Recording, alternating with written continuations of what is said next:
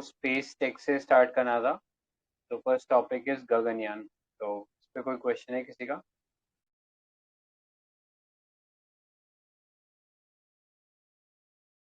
अरे मैं स्टार्ट कर देता हूँ। तो गगनयान के अंदर हम जो रॉकेट यूज कर रहे हैं, इट्स अ PSLV, ट्रू और फॉल्स? फॉल्स। अच्छा, करेक्ट। तो क्या यूज करें उसमें? एटलीस्ट जी जीएस चाहिए। So it GSLV। Says GSLV mark 3। Correct. GSLV mark 3 है। तो स्टेजेस बता सकते हो क्या GSLV मार्क 3 में? रॉकेट में क्या क्या स्टेजेस हैं? 3 स्टेज होते हैं ना, सॉलिड, लिक्विड और क्रायोजेनिक। एंड ऑर्डर क्या है उनका? वही solid, liquid and cryogenic. Correct, वही सेम सीक्वेंस है। एंड ये जो गगनयान मिशन है, इसके अंदर हम जो ह्यूमन एस्ट्रोनॉट्स रहेंगे, उनको we will be taking into high earth orbit, true और false? False. Low earth orbit. Correct. Low earth around orbit 600 kilometre. Right. तो लो अर्थ ऑर्बिट में रहेंगे, ज्यादा ऊपर नहीं लेके जाना उन लोगों को, ठीक है। And this mission would be this mission would last up to 1 month. मतलब 1 महीने के लिए they would be suspended in upper low earth orbit, true और false? False. 1 week, 5 to 7 days। Correct, 5 to 7 days रहेगा। तो तो अगर हम सर, PSL, हाँ बोलो। आपका जो क्वेश्चन था अभी, जो ये लो अर्थ ऑर्बिट वाला, उसके ऊपर ये क्वेश्चन है, ठीक है। तो will it be launched by using the PSLV XL version of ISRO? नहीं, GSLV मार्क 3 यूज होगा इसमें, बट वाई? क्योंकि वजन ज्यादा है उनका। मतलब एस्ट्रोनॉट का नहीं, पूरे मिशन का। तो PSLV की क्या पे कैपेसिटी रहती है, पे लोड कैपेसिटी लो अर्थ ऑर्बिट के लिए? अराउंड कुछ एक रफ आइडिया। 1000 kg। हाँ, 1000 15 kg। हाँ, up to एक्चुअली ये 1000 kg एंड हाँ 1800 के करीब है, एक्सेल वर्जन की, जिसमें 4 स्ट्रिप होते हैं, एक्स्ट्रा लार्ज।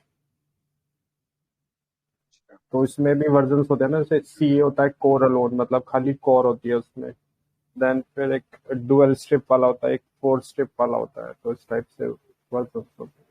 तो मैक्सिमम कैपेसिटी लो अर्थ ऑर्बिट में 1750 है, बट 1800 तक याद रख सकते हैं।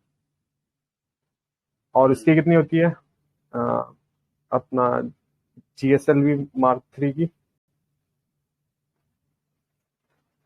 GSLV मार्क 3 की 3 to 4 टन है। नहीं सर, वो तो उसके लिए है ना, GTO के लिए 3 to 4 टन। तो लो अर्थ ऑर्बिट की बात कर रहे हैं ना,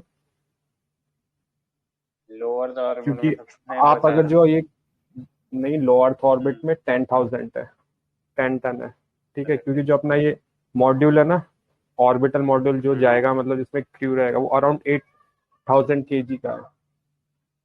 तो इसलिए हम GSLV यूज कर रहे हैं। उसका पेलोड कैपेसिटी 10,000 है, ठीक है। राइट। तो कोई कंपेयर कर सकता है क्या, like how PSLV is different from GSLV in terms of stages? ठीक है, जैसे हमने यहाँ 3 स्टेज रॉकेट पढ़ा GSLV में, तो उसको पीएसएलवी कंपेयर का कर। 4 स्टेज है, उसमें क्रायोजेनिक यूज नहीं होता शायद। तो PSLV में सब 4 स्टेज होते हैं, जैसे दीप्ति ने बताया। उसमें फर्स्ट होती है solid, then second liquid, then again solid, then again liquid.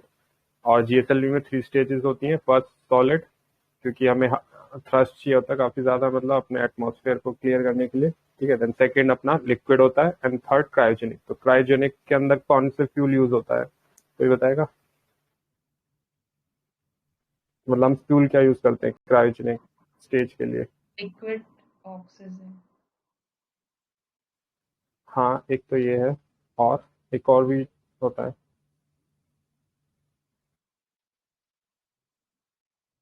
दो फ्यूल होते हैं ना, एक लिक्विड ऑक्सीजन एंड साथ में लिक्विड हाइड्रोजन होता है हाइड्रोजन क्या? होता है। हाइड्रोजन। हाँ, लिक्विड हाइड्रोजन। और ये मतलब अराउंड क्रायो से हम देखते हैं कि मतलब उसको डिनोट करता है काफी कोल्ड, तो -250 डिग्री सेल्सियस पे रखे जाते हैं मतलब। और इन्हीं को क्यों चूज करते हैं हम, लिक्विड हाइड्रोजन और लिक्विड ऑक्सीजन को? क्योंकि आई हल्के थिंक होते ये हैं ना लिक्विड हाइड्रोजन।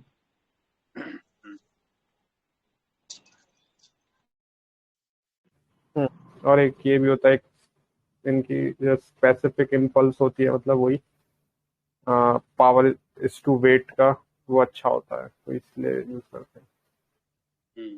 राइट। हाँ, ठीक है। तो कोई डिफरेंस बता सकता है क्या, लाइक ये मिशन जो है ये सीरीज ऑफ ट्रिप्स रहेगा, ठीक है? मतलब ये जो गगनयान मिशन है इसमें 3 मिशन रहेंगे इन टोटल, तो तीनों में क्या क्या अलग अलग ऑब्जेक्टिव्स हैं हमारे? पहले अनमैन्ड रहेगा फर्स्ट स्टेज में, सेकंड स्टेज में रोबो को भेजा जाएगा, थर्ड स्टेज में मैन्ड। करेक्ट।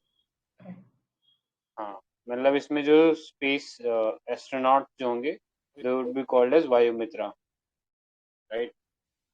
करेक्ट। नहीं, तो सर मेरा एक क्वेश्चन है, अरे तो विल इंडिया भी तक एक बोलो। एक सेकंड। हाँ, व्योम मित्रा वो ह्यूमंस ओके। को नहीं बोलेंगे, व्योम मित्रा वो रोबोट है उसको बोलेंगे। तो सेकंड स्टेज में वो रोबोट है, उनको वो उसके लिए नाम दिया गया है, ठीक है? व्योम मित्रा का, ठीक है? तो वो एक रोबोट है। एंड थर्ड स्टेज वो मैन मिशन रहेगा इसका। कंटिन्यू तो। तो क्वेश्चन ये है, will India be the third country who will send his astronauts on its on? False, fourth होगा। उससे पहले कौन कौन है? रशिया, यूएस, चाइना ना। Russia, US, China. Right. EU ने नहीं भेजा क्या अभी तक? नहीं, ऑन इट्स ऑन नहीं भेजा है, मतलब खुद के, मतलब स्पेस क्राफ्ट से। अच्छा, ओके।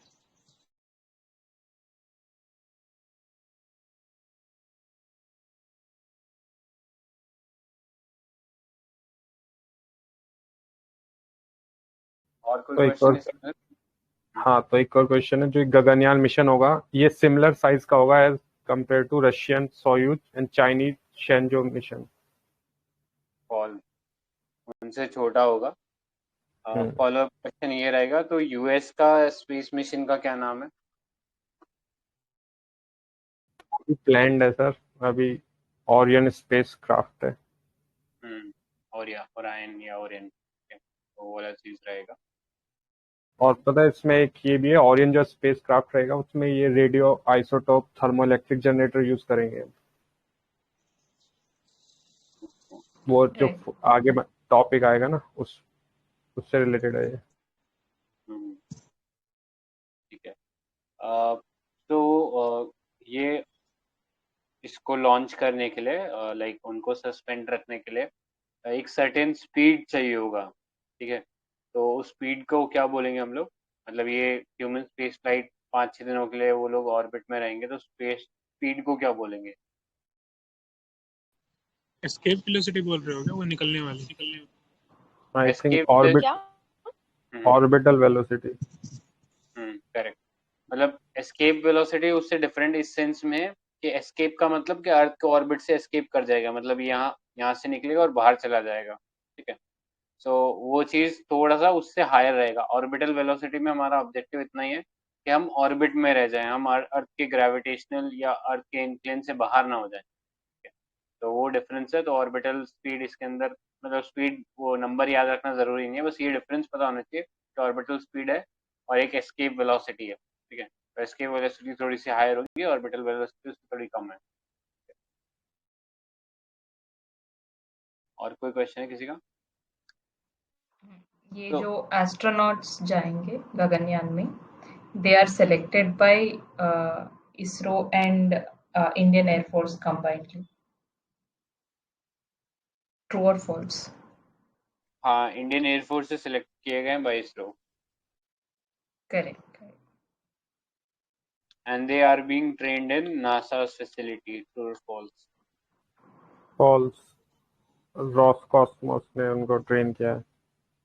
करेक्ट। एंड इंडिया में ह्यूमन स्पेस फ्लाइट के लिए जो एस्टेब्लिशमेंट बनाई जा रही है वो कहाँ बनाया जा रहा बेंगलोर। है? करेक्ट, बैंगलोर में है। ऑल्दो स्पेसिफिक लोकेशन क्या है वो नहीं पता, बट बैंगलोर ही अभी लिखा हुआ है। तो एक क्वेश्चन और है मेरा। तो ISRO has successfully develop a Vikas engine for its cryogenic stage. False. नहीं, ट्रू है। ट्रू। हाँ नहीं, फॉल्स है।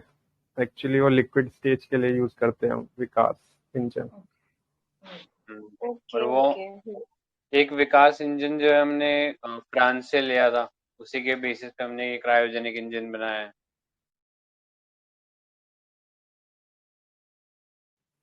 नहीं, तो ये क्वेश्चन था या आप बता रहे थे? नहीं, ये बता रहा हूँ अच्छा। जो नहीं बट इनिशियल। हाँ। क्रायोजेनिक इंजन तो हमने रशिया की हेल्प, मतलब पहले रशिया से हम बोरो करते थे क्रायोजेनिक हम्म, जो वो होता था, देन बाद में हमने फिर उसके ऊपर डेवलप किया था, तब उन्होंने मना कर दिया था। हम्म। मतलब वो इंजन जो है ना, वो फ्रांस से एक टेक्नोलॉजी डेमोन्स्ट्रेशन इंजन आया था विकास नाम से, और फिर उस पर डेवलप करके उन्होंने फाइनली वो तैयार किया जीएसएलवी। पहले मार्क 1, फिर मार्क 2 एंड फिर मार्क 3।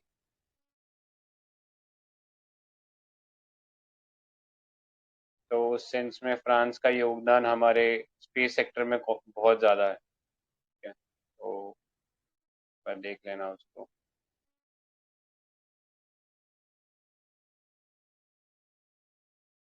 और कोई क्वेश्चन है क्या किसी का? इसका 4 स्टेजेस में रहेगा क्या? जैसे होता है ना सॉलिड लिक्विड वैसे वाले में। नहीं नहीं, ये जीएसएलवी है तो 3 स्टेज रहेगा, सॉलिड लिक्विड एंड क्रायोजेनिक। हम्म। ठीक है।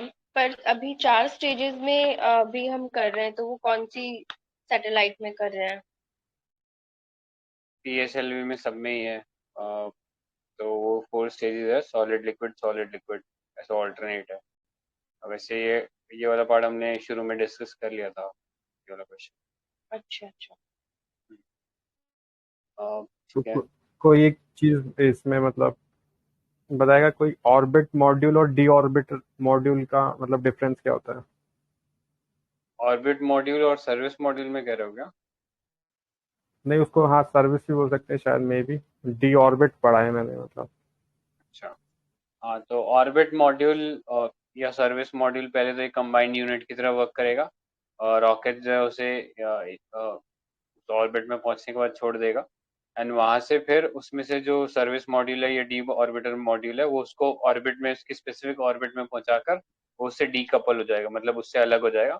फिर वो जो कैप्सूल है या जो ऑर्बिट मॉड्यूल है, वो सस्पेंडेड रहेगा, मतलब वो ऑर्बिट में थोड़े दिन घूमेगा एंड देन फिर रिटर्न कर जाएगा वापस अर्थ की तरफ।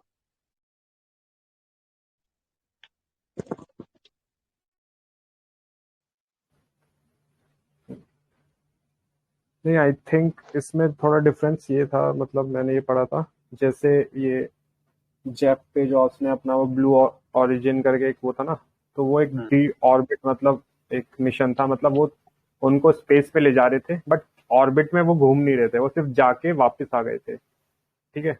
और जो ये मैंड मिशन है, मतलब गगनयान, ये ऑर्बिट मॉड्यूल है, मतलब इसमें हम जाएंगे, हम एक ऑर्बिट में वो 5 से 7 दिन रहेंगे, देन वो वापस रिटर्न करेंगे मतलब अर्थ पे। तो डी ऑर्बिट में ये होता है कि हम एक ऑर्बिट में नहीं घूमते हैं, सिर्फ हम एक मतलब 200-300 किलोमीटर गए स्पेस में, देन वापस हम रिटर्न हो जाते हैं तभी। तो शायद ये हाँ थोड़ा डिफरेंस था। हाँ, करेक्ट, मैं वो शायद मैं थोड़ा गलत समझ गया था। हाँ, करेक्ट बोला आपने। आई थिंक आगे लिखा हुआ भी यही चीज के अंदर। तो वो मिशन के हाँ अंदर क्या होता है कि जैसे ही वो वापस रिटर्न कर देते हैं, इंजन ऑफ कर देते हैं, तो कुछ सेकंड्स के लिए वेटलेसनेस या जीरो ग्रेविटी का एहसास होता है, तो वो डी ऑर्बिटिंग वाला वो कॉन्सेप्ट है। राइट।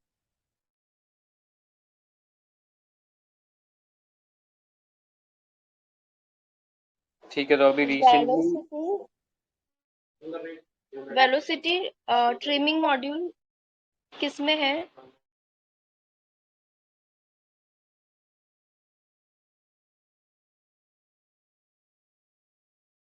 मॉड्यूल में एक है,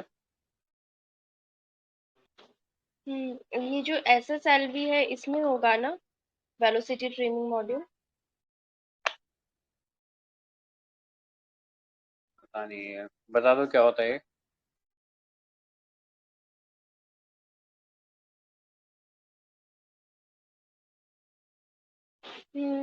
ऐसा है ना इसमें शायद कि जो वेलोसिटी है उसको कंट्रोल करने के लिए अम, कुछ अलग सा बना था, अभी मुझे याद नहीं आ रहा है एक्चुअली अच्छे से। ये मैं देखती हूँ इसे बाद इसमें था, में। पीटी में था क्या ये? हाँ हाँ, पीटी में। बट एक्चुअली हम एसएसएलवी में तो और वेलोसिटी कंट्रोल कैसे? कर ही नहीं सकते है ना, इसमें सॉलिड फ्यूल होते हैं तीनों यूज, तो सॉलिड में हमारे कोई कंट्रोल नहीं होता है। हम लिक्विड और क्रायोजेनिक को मतलब कंट्रोल कर सकते हैं कि कितना हम उसमें फ्यूल देंगे, बट सॉलिड वाला जनरली हम यूज करते हैं स्टार्टिंग में जो इनिशियल थ्रस्ट चाहिए था उसके लिए। तो आई थिंक इसमें तो यूज नहीं होगा वो, मतलब वेलोसिटी ट्रिमिंग मॉड्यूल। अच्छा, एक बार बता देना वाइसरॉय, आपने कहाँ वो चीज़ पढ़ा था, वो वेलोसिटी ट्रिमिंग मॉड्यूल वाला। हाँ। ठीक है, श्योर। सो ये एसएसएलवी जो है ये इंडिया का नया जो पीएसयू है, that is national space India limited, वो पूरा का पूरा ऑपरेशन उसका वही देखेगा। ट्रू और फॉल्स? ट्रू। ठीक है। And it would be able to carry satellites up to 110 tons. True or false? False. Sir वही 10 टन तो वही ले जाता है, जीएसएलवी 110 टन तो कुछ ज्यादा हो गया, केजी बोल देते हैं। हाँ, मतलब यहाँ पे ना उसका मास है वो 110 टन है, वो लेके जो जाएगा वो अलग चीज है। ठीक है, तो कितना वेट लेके जा सकता है वो? Up to 500। Correct. And it can take that payload into high earth orbit. True और false? False, low earth orbit. Correct. 500 kilometre तक का रेंज रहेगा। तो ऑब्जेक्टिव ये है कि फटाफट फटाफट हम लोग ऐसे रॉकेट्स बनाएं, एंड उससे जो सैटेलाइट लॉन्च का जो बिजनेस चल रहा है हमारा इसरो का, उसको बूस्ट मिले। ठीक है, तो वही बट सर उसको बूस्ट ज्यादा मिल नहीं सकता ना। अभी इसमें आगे एक फॉलो अप एक आर्टिकल में गिवन था कि जो 100 मतलब आप रुपीज इसमें कमाते हो, $360 बिलियन की इंडस्ट्री है, तो उसमें सिर्फ 5% शेयर है इसका हम्म, सैटेलाइट लॉन्चिंग सर्विसेज का। उसमें से भी इंडिया मतलब इंडिया का उसमें 7%, मतलब अराउंड $7 बिलियन, मतलब $18 बिलियन के करीब आता है वो हम्म, टोटल शेयर, 5%। तो उसमें से $7 बिलियन इंडिया के पास ऑलरेडी है, तो उसमें ज्यादा हम मतलब कुछ वो नहीं कर सकते हम। मतलब मेन चीज है उसकी जो सर्विसेज होती है सैटेलाइट बेस्ड, उसमें ज्यादा मतलब प्रॉफिट होता है। एक मतलब उसका क्वेश्चन है इस पे। मार्केट, हाँ मतलब उसका हाँ मार्केट शेयर संजय। बड़ा है। हाँ, उसका मार्केट शेयर बड़ा है, बट अभी उसके अंदर भी काफी रूम है, मतलब क्योंकि सैटेलाइट्स बढ़ेंगी आगे आने वाले टाइम में, तो वहां पे हमें थोड़े फास्टर वो चाहिए होंगे। दूसरा क्या है कि हम पीएसएलवी से लॉन्च कर रहे हैं, अभी कुछ भी चाहे छोटी सैटेलाइट लॉन्च करी हो तो पीएसएलवी लगा रहे हैं। अब क्या, एसएसएलवी लगाने से एक तो फटाफट एसएसएलवी मैन्युफैक्चर हो जाएगा, ज्यादा ऑर्डर्स मिलेंगे और कॉस्ट इफेक्टिव होगा हमारा ऑपरेशन ओवरऑल, तो उस सेंस में फायदे का सौदा है ये बनाना। आई थिंक जो सर ये न्यू स्पेस इंडिया लिमिटेड है, ये एसएसएलवी के साथ साथ अब end to end operation PSLV का भी इसी के पास आ गया है, कोई एक बार कंफर्म कर देना, ये हाँ, मैंने आई कहीं थिंक पढ़ा था। कल हमने ये डिस्कस किया था कि नई नई एजेंसी बनी है एनएसआईएल, और अंतरिक्ष के बीच में डिफरेंस क्या है, तो कल हम लोगों ने ये डिस्कस किया था। यही सो पूछने अंतरिक्ष, वाली थी मैं क्वेश्चन। तो क्या है डिफरेंस एनएसआईएल और अंतरिक्ष का? तो अंतरिक्ष को पहले कोई और ट्राई करेगा क्या?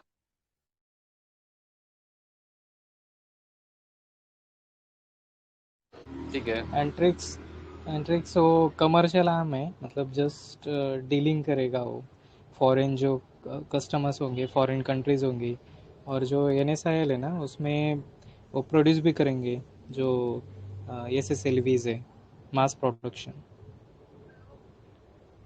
करेक्ट, मतलब ये एनएसआईएल का जो मेजर एरिया ऑफ फोकस है वो है पीएसएलवी और एसएसएलवी को बनाना, जिससे कि इसरो का जो कोर कॉम्पिटेंसी है जो कि रिसर्च है वो उस पर फोकस कर सके, क्योंकि PSLV bar bar banana it's not very efficient use of their time. तो अब इतनी बार बना लिया, टेक्नोलॉजी की नो हाउ है, तो अब ये टेक्नोलॉजी NSIL के थ्रू प्राइवेट पार्टीज को पास ऑन किया जाएगा एंड NSIL उसके थ्रू ये प्राइवेट प्लेयर से वो बनवा कर ये इसरो को ये PSLV रॉकेट्स और SSLV रॉकेट्स देगा। ठीक है, तो ये मेजर पॉइंट ऑफ डिफरेंस दोनों के बीच।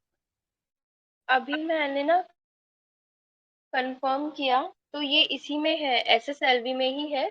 इसमें 3 स्टेजेस तो सॉलिड होंगी, वो इसमें लिखा है पीटी में, लेकिन एक एंड में इसमें लिक्विड वाला भी होगा। तो जो लिक्विड वाला होगा ना, if you want you can check it. और लिक्विड वाला जो होगा तो वो कंट्रोल करने के लिए होगा इसकी वेलोसिटी को।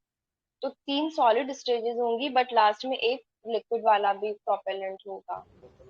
हाँ करेक्ट है, मतलब सॉलिड हम कंट्रोल नहीं कर सकते ना, लिक्विड हम नोजल से कंट्रोल कर सकते हैं, कितना स्प्रे करना है एग्जैक्टली। वगैरह ऐसा। हम्म।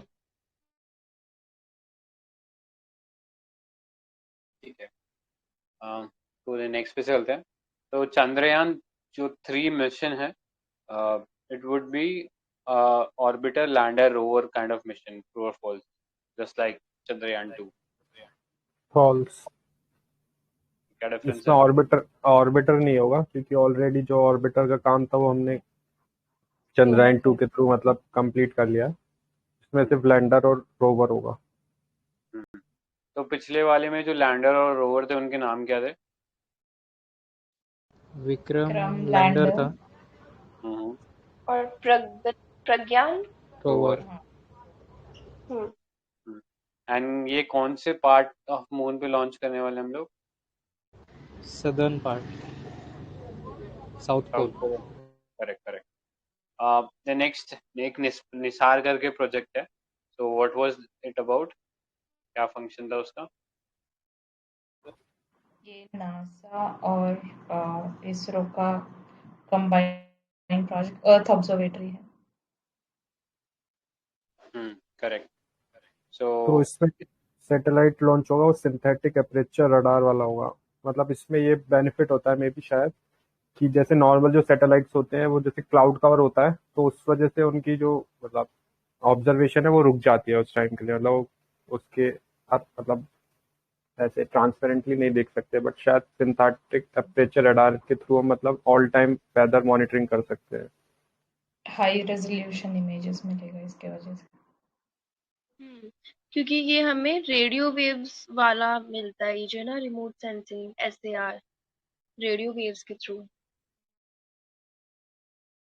करेक्ट। मतलब एक तो हाई प्रिसीजन रहेगा एंड दूसरा कि ये जो एनवायरमेंटल चेंजेस है उन सब चीज़ों को भी डिटेक्ट करने में हेल्प करेगा। ठीक है, तो इसका बहुत हाई प्रिसीजन, आई थिंक कुछ 1 इंच ऑफ अर्थ सरफेस जो है वहां तक वो उसका रेजोल्यूशन है। ठीक है, तो 1 इंच पे पड़ी हुई कोई कील भी है उसको भी वो डिटेक्ट कर सकता है, इतना हाई रेजोल्यूशन रहेगा निसार के अंदर। ठीक है, नेक्स्ट एक शुक्रयान करके मिशन है, तो ये कौन से क्या पर्पस है इस मिशन का? Shukrayaan. Shukrayaan is Venus. Venus. Correct. So Venus is also called as earth's twin sister, true और false? True. And and why? Reason क्या है? हाँ, तो यही मेरा क्वेश्चन था। रीजन ये साइज है कि दोनों साइज सिमिलर है इसीलिए। हाँ, और दोनों सेम डायरेक्शन में मूव भी करते हैं, है ना? फॉल्स। नहीं हाँ, ये फॉल्स, फॉल्स। वो ईस्ट टू वेस्ट करता है वीनस। हाँ, और वीनस एकमात्र सोलर सिस्टम में प्लैनेट है जो ईस्ट टू वेस्ट रोटेट करता है। ये फॉल्स तो होगा। हाँ, ये भी फॉल्स है। तो कौन सा है दूसरा प्लैनेट जो रिवॉल्व करता है? I think mercury. नहीं, यूरेनस। हाँ यूरेनस है एंड वीनस तो है ही। तो ये दो प्लैनेट है जो उल्टा रिवॉल्व करते हैं, which is east to west. बाकी सारे प्लैनेट सोलर सिस्टम में वेस्ट टू ईस्ट रिवॉल्व करते हैं। ठीक है, एंड तो ये which plot- planet is the hottest planet? Venus. Right. ठीक है, हाँ नेक्स्ट पे चलते हैं। Next is GSAT 1। तो तो इसके बारे में कोई बता सकता है, what was this mission about, मतलब क्या ऑब्जेक्टिव था इसका?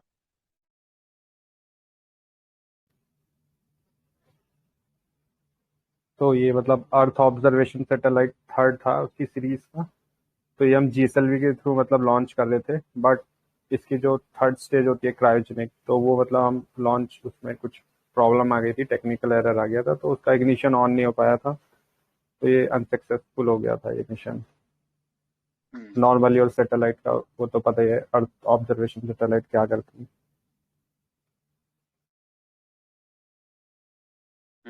राइट। सो यहाँ पर एक क्वेश्चन बन सकता है कि what is the difference between geostationary earth orbit and geosynchronous transfer orbit, इन दोनों के बीच में डिफरेंस क्या है?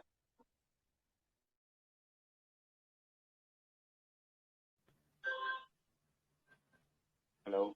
तो ट्रांसफर ऑर्बिट मतलब ऐसे होता है कि हम एक ऑर्बिट से मतलब दूसरे ऑर्बिट में वो हेल्प करता है, मतलब एक सैटेलाइट को मतलब मूव करने के लिए। तो लाइक जैसे हम स्टार्ट किया था, हमने जो अपना मार्स मिशन था वो हमने जीएसएलवी के थ्रू मतलब अचीव किया था, तो हम डायरेक्ट जाने की जगह हम उसको एक एक ऑर्बिट के थ्रू, मतलब जो अपोजी और पैरा जी होती है, तो जैसे ही वो एक बार इधर आता है पैरा जी के पास, तो हम उसके थ्रस्ट दे देते हैं, तो ताकि वो नेक्स्ट ऑर्बिट में चला जाए। तो ऐसे ऑर्बिट में हम नेक्स्ट नेक्स्ट ऑर्बिट करके हम एक जियो स्टेशनरी ऑर्बिट, जो मतलब 35786 किलोमीटर के अराउंड है, तो वहां जब आ जाता है तो फिर वो इसमें हेल्प करता है, मतलब transfer orbit and Jio synchronous. और आपको डिफरेंस उसमें पूछना चाहिए ना सर, जियो स्टेशनरी और जियो सिंक्रोनस ऑर्बिट में। वो कल लास्ट टाइम पूछ लिया था। अच्छा ठीक है। तो मतलब ये चीज देख लेना कि जियो ट्रांसफर ऑर्बिट में यही है, डायरेक्टली हम लोग ना क्या कर रहे हैं कि जिस ऑर्बिट में हमें वो चाहिए ना, वहां पे नहीं प्लेस कर रहे हैं। हम क्या कर रहे हैं, उससे पहले ही किसी एक ऑर्बिट में प्लेस कर दे रहे हैं, और फिर उसके अंदर मोटर मोटर रहती हैं। ये जो भी सैटेलाइट्स रहती हैं उनके अंदर मोटर रहती है, एंड उन मोटर्स को फायर करके उसे उस ऑर्बिट में से हल्का हल्का धक्का निकाल के दूसरे ऑर्बिट में पहुंचा देते हैं। ठीक है। आई थिंक वो वाला देखा ही होगा, मूवी आया था अभी एक मिशन मार्स के ऊपर, मंगलयान। तो आई थिंक उसमें भी दिखा रखा था यही सही चीज। तो एग्जैक्टली हम लोग क्या करते हैं कि सेम जिस ऑर्बिट में पहुंचाना है वहां पे डायरेक्टली नहीं लेके जाते हैं, तो इससे हमारा क्या है, फ्यूल की खपत जो होती है वो भी कम होती है, एंड ओवरऑल जो मिशन होता है काफी इकोनॉमिकल हो जाता है। तो सेम मंगलयान की बात कर लो या चंद्रयान की बात कर लो, तो डायरेक्टली उन्हें वो मून के ऑर्बिट में या मार्स के ऑर्बिट में नहीं पहुंचा के अर्थ के ऑर्बिट से ही उन्हें मोटर के एक्शन से बाहर निकाल दिया। तो वो ये जीटीओ या जियो सिंक्रोनस ट्रांसफर ऑर्बिट होता है। ठीक है।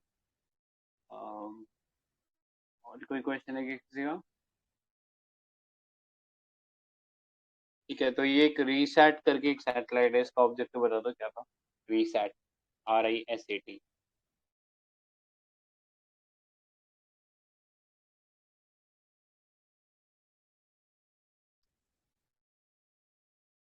याद है किसी को? हाँ मतलब वही इनसेट रीसेट ये सब अर्थ ऑब्जर्वेशन सैटेलाइट थी होती हैं जनरली। इनसेट। हाँ, मतलब रीसैट जो है ना थोड़ा सा मिलिट्री पर्पज से ज्यादा था, क्योंकि ये रेडार रिकॉनेसेंस सैटेलाइट था। ठीक है।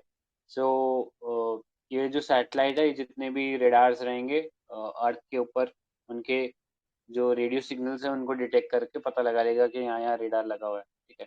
सो इसके अंदर एक सिंथेटिक अपर्चर था, अपर्चर रेडार था, जो अभी हमने पिछले इसमें भी पढ़ा था, क्या नाम बोलते हैं, निसार के अंदर। तो सेम चीज इसमें भी लगी थी, एंड इससे रिमोट सेंसिंग और ऑप्टिकल इमेजिंग जो था वो हम लोग करने वाले थे, और उसको यूज करके अर्थ ऑब्जर्वेशन करने वाले थे। ठीक है। तो ये चीज और थी ये इसमें। देखिए सर, EOS 3 जो था वो अनसक्सेसफुल रहा था, और ये EOS 4 है। हम्म। हाँ, मतलब वो पहले से सेट क्या प्लान। है? सॉरी। कार्टोसेट। हाँ, कार्टोसेट अर्थ के रिसोर्सेज को डिटेक्ट करने के लिए है सैटेलाइट। कार्टोग्राफी मैपिंग भी कर सकते हैं ना उसमें। करेक्ट। मैपिंग ही होता है कार्टोग्राफी। हम्म।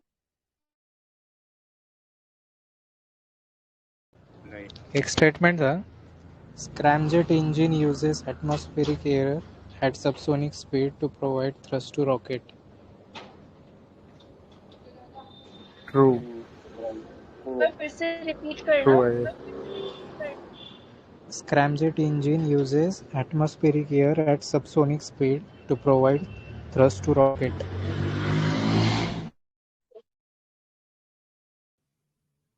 करेक्ट है। एक्चुअली फॉल्स है। स्क्रैमजेट इंजन में मतलब एटमॉस्फेरिक एयर यूज़ होती है, लेकिन वो सुपरसोनिक स्पीड से ली जाती है। और रैमजेट इंजन होता है, उसमें सबसोनिक स्पीड होती है। मतलब रॉकेट की स्पीड सबसोनिक स्पीड ही सुपरसोनिक स्पीड ही होगी, लेकिन इंजन जो है ना उसमें डिफरेंस है। उसमें रामजेट इंजन सबसोनिक स्पीड से एयर अंदर लेगा और scramjet engine subsonic supersonic speed से लेगा। क्लियर हुआ क्या या सुपर फिर से रिपीट कर दूं? हाँ नहीं, क्लियर हो गया। सुपरसोनिक स्पीड कितनी होती है? एक्चुअली ये पता नहीं मुझे। ग्रेटर देन 2 और मैक स्पीड की साउंड हाँ स्पीड से अगर हायर है तो इट्स और subsonic subsonic. Less than 1 Mach है तो फिर वो सबसोनिक है। Hypersonic greater than 5 Mac.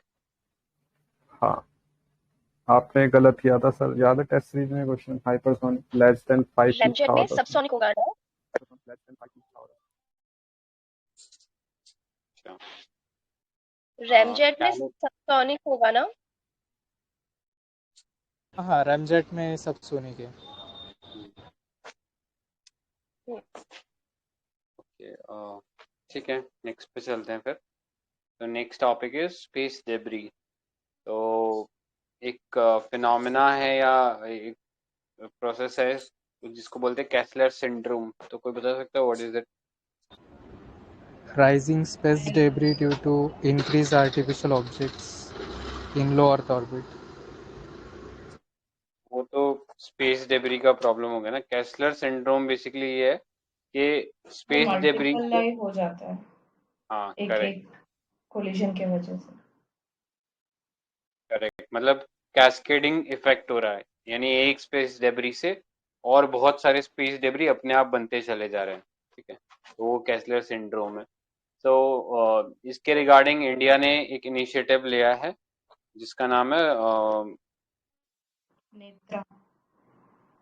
Correct, Netra नाम से इंडिया ने ऑब्जेक्टिव चलाया है सो एज टू नो कि कहाँ कहाँ स्पेस डेब्रीज है और कहाँ उसके मिशंस को उससे प्रॉब्लम हो सकता है। ठीक है, सो किसी ने इसमें क्लीनिंग मशीन भी चलाया क्या स्पेस डेब्रीज को क्लीन करने के लिए?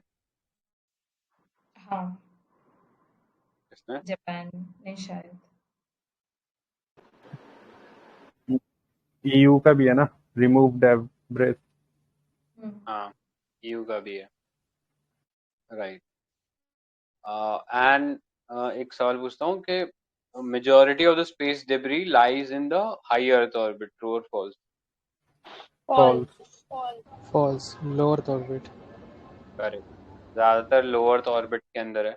कोई रीजन बता सकते हैं क्यों है लो अर्थ ऑर्बिट में? क्योंकि बहुत सारे ज्यादातर सैटेलाइट वही के लिए ही होती है ना, मतलब हायर में तो बहुत कम होती है। करेक्ट जनरली मोस्टली सैटेलाइट हम अर्थ ऑब्जर्वेशन के लिए लॉन्च करते हैं mostly. Correct correct communication satellites ही हम मतलब हाई एल्टीट्यूड पे सेंड करते हैं। करेक्ट। और इसके लिए इंद्रप्रस्थ इंस्टीट्यूट IIIT दिल्ली है, वो एक ऑर्बिट कंप्यूटेशनल एक सिचुएशनल अवेयरनेस टूल बना रहा है जिसके इस्तेमाल से हम लोग ये पता कर पाएंगे कि कोलिजन से कितना नुकसान हो सकता है, ये स्पेस डेब्री के कोलिजन से। ठीक है, तो वो चीज़ है। बाकी यूके का एक टेक डेमो सेट व्हीकल है, so it's a reusable vehicle, reusable rocket, true और फॉल्स?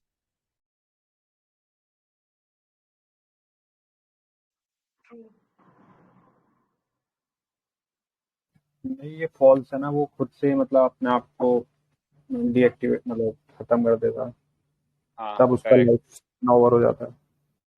मतलब इसमें उसमें ये चीज है कि वो सैटेलाइट एक तरीके का सैटेलाइट सिस्टम है जिसके अंदर वो अपने आप सैटेलाइट की जब लाइफ पूरी होगी, लेट्स से 20 साल उसकी लाइफ की, उसके बाद वो ऑटोमेटिकली सैटेलाइट को खींचकर ऑर्बिट में से बाहर निकाल कर अर्थ के एटमॉस्फेयर में डाल देगा, और फिर वो ग्रेविटी के एक्शन से जैसे जैसे नीचे गिरने लगेगा तो जलने लगेगा। ठीक है, तो ये कोई रॉकेट नहीं है, it's just a system develop for satellites. ठीक है, तो टेक डेमोसैट 1 यूके का सिस्टम।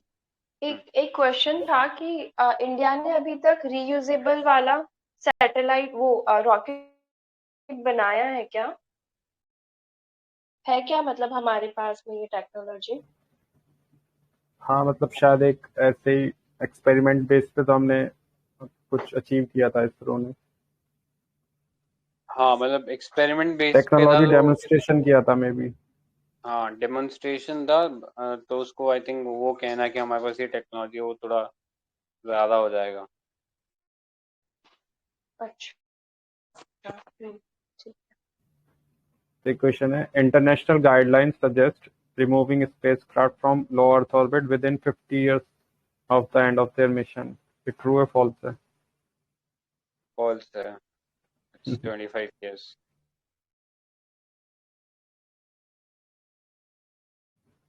तो ये गाइडलाइंस से कौन से एक्ट के अंदर है ये? आउटर स्पेस ट्रीटी में है क्या? I think outer space treaty में ही है, उसके अंदर सेक्शंस है ना उसके अंदर। एल्सा डी क्या है? Elsa D space debris remove करने के लिए एक प्रोग्राम है। जापान का।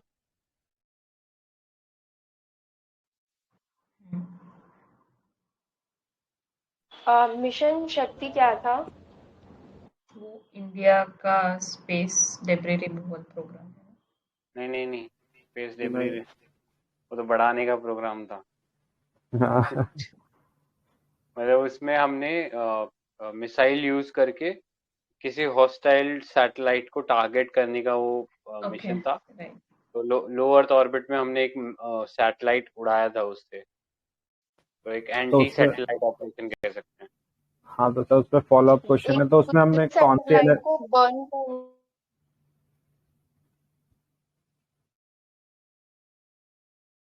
हाँ, तो ये कंटिन्यू करो प्लीज।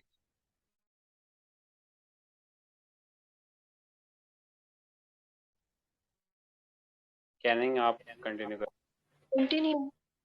हाँ, मैं बस ये बोल रही थी कि ये बर्न करने के लिए था ना, कि जो ऑलरेडी एक सैटेलाइट थी उसको टारगेट करके बर्न करने का।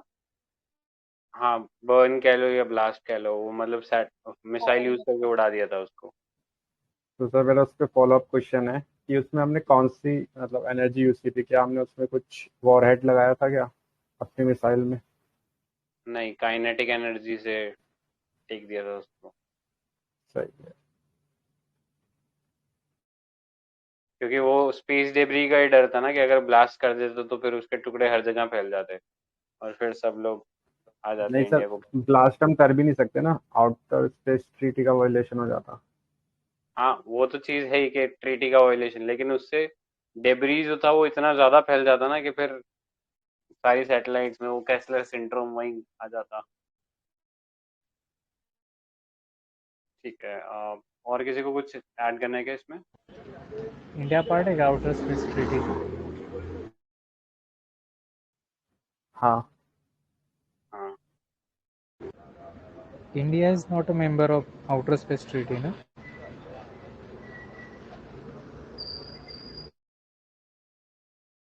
पक्का मतलब श्योर है क्या ये चीज आपको? हाँ, ये इंडिया पार्ट नहीं है ओपन स्काई ट्रीटी। नहीं ओपन स्काई ट्रीटी अलग है। आप पूछ क्या रहे हो, आउटर आउटर स्काई पूछ रहे थे या फिर ये ओपन ओ स्काई पूछ सॉरी, रहे मैंने आउटर स्काई ट्रीटी बोला और ओपन थे? स्काई का ओपन, अकेला। ओपन स्काई ट्रीटी में नहीं है इंडिया। हाँ सॉरी ओपन सॉरी, स्काई। कोई डिफरेंस बता दो दोनों में एक बार। हाँ तो ओपन स्काई ट्रीटी में क्या होता है कि आपका जो एनिमी नेशन है वो आपके ज्योग्राफिकल एरिया के अंदर या टेरिटरी के अंदर फ्लाई करके आपके जो मिलिट्री एस्टैब्लिशमेंट है उसको चेक कर सकता है, मतलब ऊपर से ही, अंदर आके नहीं। तो बेसिकली कॉन्फिडेंस बिल्डिंग मेजर होता है जिसके थ्रू हम लोग एक दूसरे को ये बताने की कोशिश करते हैं कि कोई आर्म्स रेस नहीं हो रही है। ठीक है, तो वो अभी यूएस ने पुल आउट कर लिया था उसमें से, तो इसलिए थोड़ा न्यूज में था ओपन स्काई ट्रीटी।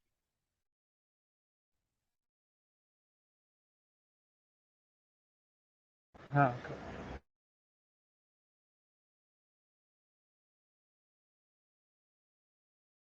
ठीक है, और कोई क्वेश्चन है क्या? इसमें ना सर एक क्वेश्चन इस टाइप से बन सकता है, like net capture, harpoon capture, deorbiting process, vision based navigation was recently in news, it is related to dash. तो ये मतलब डेब्रिस रिमूविंग वो है मतलब, तो इस टाइप से भी ये क्वेश्चन बन सकता है। वैसे ऐसा ही नहीं, ये नेट कैप्चर वाला ना, ये जो इनिशिएटिव है ये मरीन डेब्रिस को रिमूव करने के लिए भी चल रहा है। मेरे को मिशन का नाम याद नहीं आ रहा, बट ऐसा ही चल रहा है, तो एक बार कोई किसी को पता हो तो बता देना, है ना। ऑलराइट, ठीक है, एक क्वेश्चन पूछता हूँ। So committee on peaceful use of outer space, so this is formed under UN. True or false? False. नहीं, ट्रू है। दिस जनरल हाँ, करेक्ट, करेक्ट है। This was committee was formed by UNGA in 1959। ठीक है, तो पूरा जो govern करने का काम है और स्पेस का यूज कैसे हो, उसके लिए ये कमेटी बनाया गया था। ठीक है।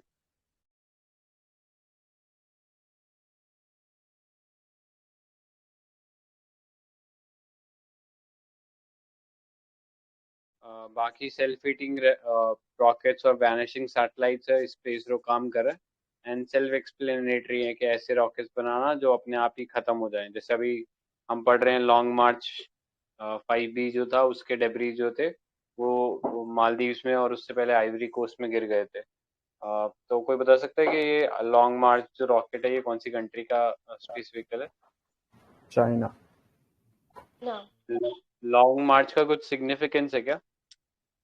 उसका नाम लॉन्ग मार्च है, उसका कोई सिग्निफिकेंस है क्या?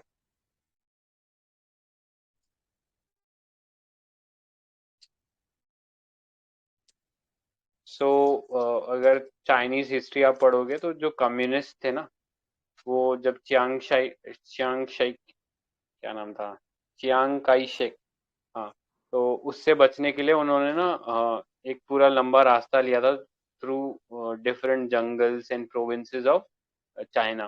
ठीक है, तो वो पाथ जो है उनका काफी लंबा रास्ता था, और उस रास्ते का नाम ही लॉन्ग मार्च रखा गया। ठीक है, एंड उसी लॉन्ग मार्च के अंडर उनकी जो पॉपुलैरिटी है बहुत ज्यादा बढ़ गई, एंड धीरे धीरे फिर उन्होंने टेक ओवर कर लिया चाइना को।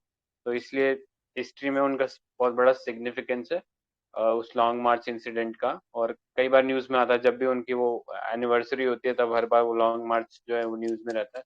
बाकी ये रॉकेट की वजह से भी रहता ही है। नेक्स्ट टॉपिक चलते हैं, private sector participation in space. तो अभी रिसेंटली प्राइम मिनिस्टर ने एक ऑर्गेनाइजेशन बनाया था which is Indian space association. तो कोई इसका फंक्शन बता दो, क्या फंक्शन है इसका?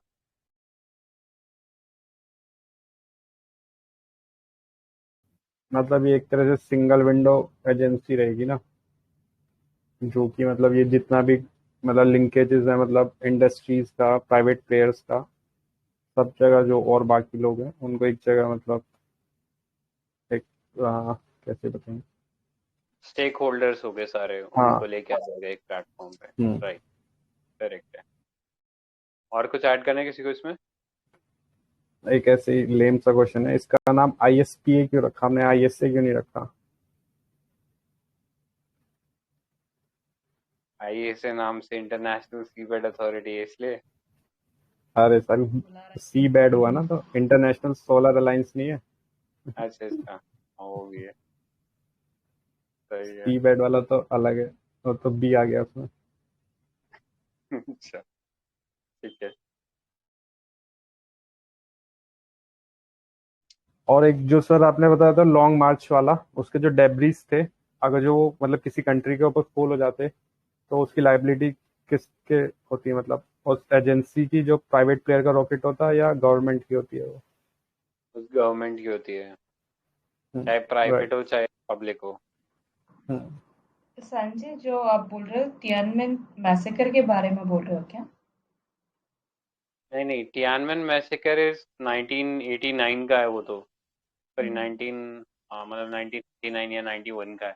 वो तो काफी लेट हुआ है। लॉन्ग मार्च इज बिफोर 1947, मतलब okay, somewhere around 1939। Long March okay, बहुत पुराना है। राइट। तुम लोग के चाइनीज नेम इतने सारे याद कैसे हो जाते हैं आप लोग को? मुझे तो सब सेम सा ही लगता है। अरे ऐसे नहीं बोलना चाहिए। वो तो थोड़ा बहुत आई थिंक वो देखोगे तो याद हो जाएगा थोड़ा बहुत। हिस्ट्री मतलब आई थिंक मॉडर्न हिस्ट्री पढ़ोगे ना तो आई थिंक याद हो जाएगा, इतना कोई टफ नहीं है, 2-3 ही नाम है। आई थिंक संजय सर ने 2-3 बुक कवर की है, मॉडर्न हिस्ट्री पढ़ते रहते हैं। नहीं नहीं, वो वर्ल्ड हिस्ट्री में पढ़ा था यार वो तो। ठीक है, कोई और क्वेश्चन है क्या इस टॉपिक पे?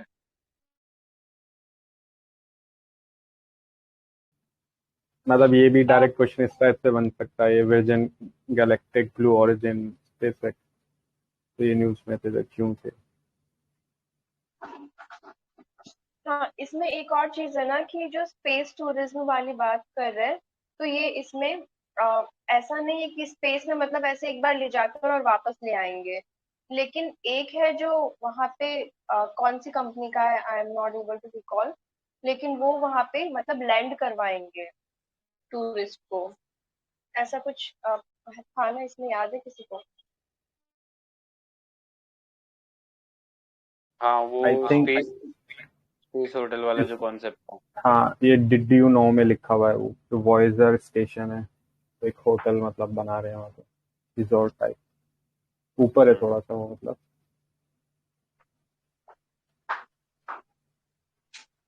मतलब नीचे, पीछे की साइड।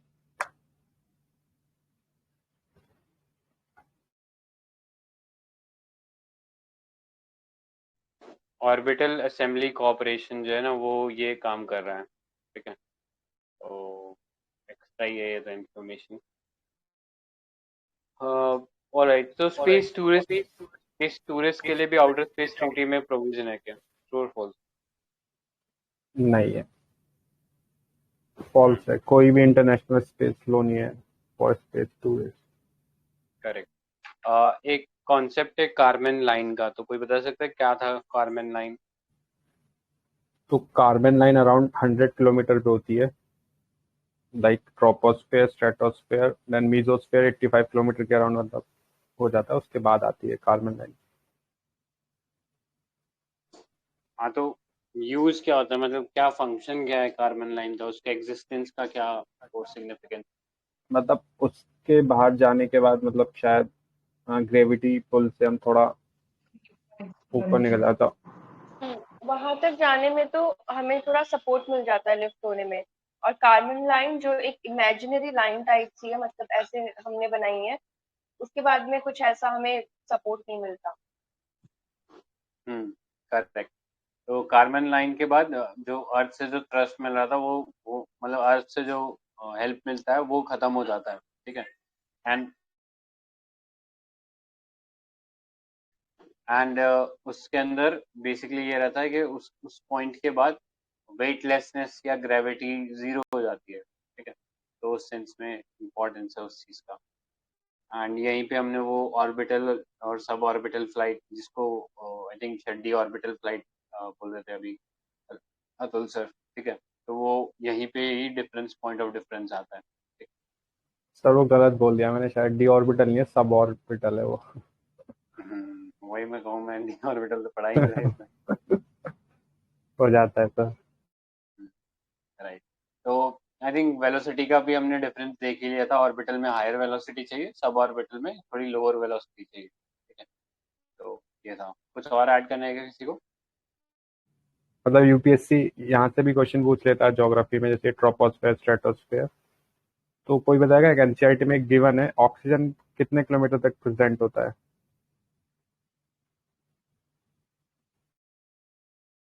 ऑक्सीजन O2 की फॉर्म में तो आई थिंक स्ट्रेटोस्फेयर तक ही प्रेजेंट होता है, उसके आगे नहीं मिलता है।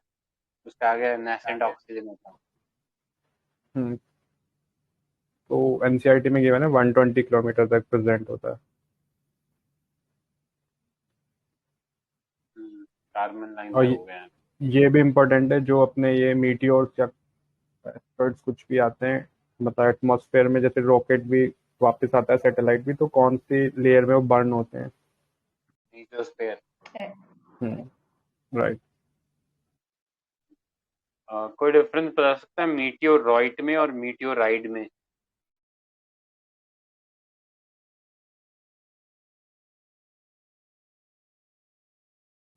आई जब थिंक साइज स्पेस का में होते हैं डिफरेंस तो होगा।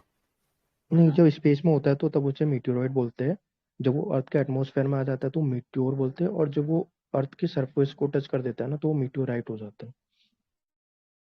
हाँ, आई थिंक थोड़ा मीटियोर वाले में इश्यू हो गया। मीटियोर जब होता है जब वो अर्थ के एटमॉस्फेयर में नहीं होता, अर्थ के एटमॉस्फेयर में घुस जाता है तो वो मीटियोरॉइड बन जाता है। एंड जब अर्थ को छू जाता है तो वो मीटियोराइट बन जाता है। ठीक है, तो ऐसा याद रख लेना, लास्ट में ई है ना मीटियोराइट में, ई, तो ई का मतलब वो अर्थ को छू जा रहा है। ठीक है, और मीटियोर मतलब वो शूटिंग स्टार की तरह दौड़ता हुआ ही जा रहा है, तो वो मीटियोर है। एंड अर्थ के एटमॉस्फेयर में आ गया तो वो मीटियोरॉइड है। ठीक है, तो ये डिफरेंस है इनके बीच। और एस्टेरॉइड क्या होता है फिर? What is asteroid? एस्टेरॉइड और मतलब मीटियोरॉइड में साइज का डिफरेंस हो जाता है थोड़ा, बस एस्टेरॉइड थोड़ा बड़ा होता है, रॉकी होते हैं दोनों। और वो एयरलेस भी होता है। और एक ऐसा ऑब्जेक्ट होता है जिसके पीछे एक टेल होती है, लाइटनिंग, तो उसको क्या बोलते हैं? कोमेट। कॉमेट। और अभी एक लार्जेस्ट कॉमेट भी डिस्कवर हुआ है शायद, बर्नस्टीन करके कुछ। अच्छा, राइट। सो एक क्यूपियर बेल्ट है हमारे एटमॉस्फेयर, सॉरी, स्पेस के अंदर, तो उसका सिग्निफिकेंस बता सकते हैं, लोकेशन? मतलब वहाँ पे Jupiter, majority Mars. Of comet present होते हैं। मेजॉरिटी ऑफ सिग्निफिकेंस तो ये है। हाँ। कॉमेट्स प्रेजेंट होते हैं, एस्टेरॉइड प्रेजेंट होते हैं? कॉमेट। एस्टेरॉइड्स। एस्टेरॉइड्स है ना? एस्टेरॉइड, हाँ। Asteroids I think. और एस्ट्रॉइड्स तो इधर मार्स टू उसके बीच में होता है ना, जुपिटर के बीच में। हाँ, तो वो क्यूपियर तो बेल्ट वही है ना? नहीं नहीं, नहीं, क्यूपियर जुपिटर बेल्ट। बेल्ट तो लास्ट में है वो, मतलब यूरेनस के बाद, नेपच्यून के बाद, सॉरी, नेपच्यून के बाद। हाँ करेक्ट, नेपच्यून की बात है। लेकिन वो उसका नाम है तो वो भी एस्ट्रॉइड बेल्ट ही, मतलब एस्ट्रॉइड क्या होते हैं, कोई भी ऐसा हेवनली ऑब्जेक्ट कह सकते हो जो प्लैनेट नहीं बन पाया ना, तो वो एस्ट्रॉइड ही होता है। तो उसकी एक लेयर ये हमारे मार्स के और जुपिटर के बीच में भी होती है, एंड देन नेपच्यून के बाद भी है वो एक लेयर। ठीक है, तो वही क्यूपियर बेल्ट कहलाती है। आई थिंक जो मैंने जितना इसमें पीटी में देखा था, तो 3 टाइप के उसमें एस्ट्रॉइड्स दिए हुए थे। फर्स्ट हम्म, जो ये नॉर्मल मेन बेल्ट एस्ट्रॉइड्स, जो मतलब मार्स टू जुपिटर के बीच में होते हैं। देन ट्रोजन एस्ट्रॉइड्स होते हैं, जो मतलब एक फॉलो अप करते हैं किसी प्लेनेट के, जैसे जुपिटर हुआ तो उसके एक फ्रंट ऑर्बिट में होगा, एक बैक ऑर्बिट में होगा, वो ट्रोजन एस्ट्रॉइड्स हो जाते हैं। थर्ड दिए होते हैं नियर अर्थ एस्ट्रॉइड्स, तो मतलब जो अर्थ नियर अर्थ ऑर्बिट एस्ट्रॉइड्स, तो वो अर्थ के आसपास जो बेल्ट होती है उसमें होते हैं। और जो क्यूपियर बेल्ट था उसमें कॉमेट्स गिवन थे, मतलब कि most of the comets are present in the Kuiper belt. ठीक है। इसमें एस्टेरॉइड बेल्ट ही लिखा है। मेनली क्या? ना एक क्यूपर बेल्ट के बाद भी ना एक ओल्ड क्लाउड होता है, मेनली कॉमेट्स उधर से आते हैं। पेज नंबर सर 45 देखो, वहां पे गिवन है। अच्छा, ठीक है। बोले देख इंस्पिरेशन लेते हैं ना सर, पॉइंट। कंफर्म कर लेते हैं। नहीं, आप पे विश्वास है हमें, आपने कह दिया है। ठीक है। अरे नहीं सर, देख लो सर, जैसे अभी डी ऑर्बिटल हो गया था, सब ऑर्बिटल का मतलब। चलो फिर देख लेते हैं। कहाँ पे बता रहे हो यार? 45 टाइप कर दो ना इधर ही नीचे। हाँ, नियर अर्थ एस्ट्रॉइड आउट, नियर अर्थ एस्ट्रॉइड।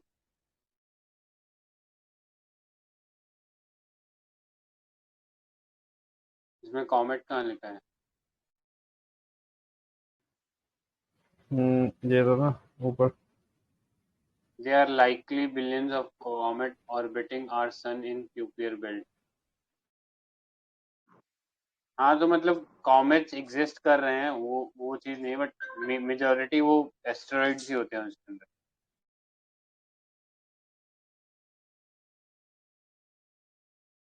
ठीक है,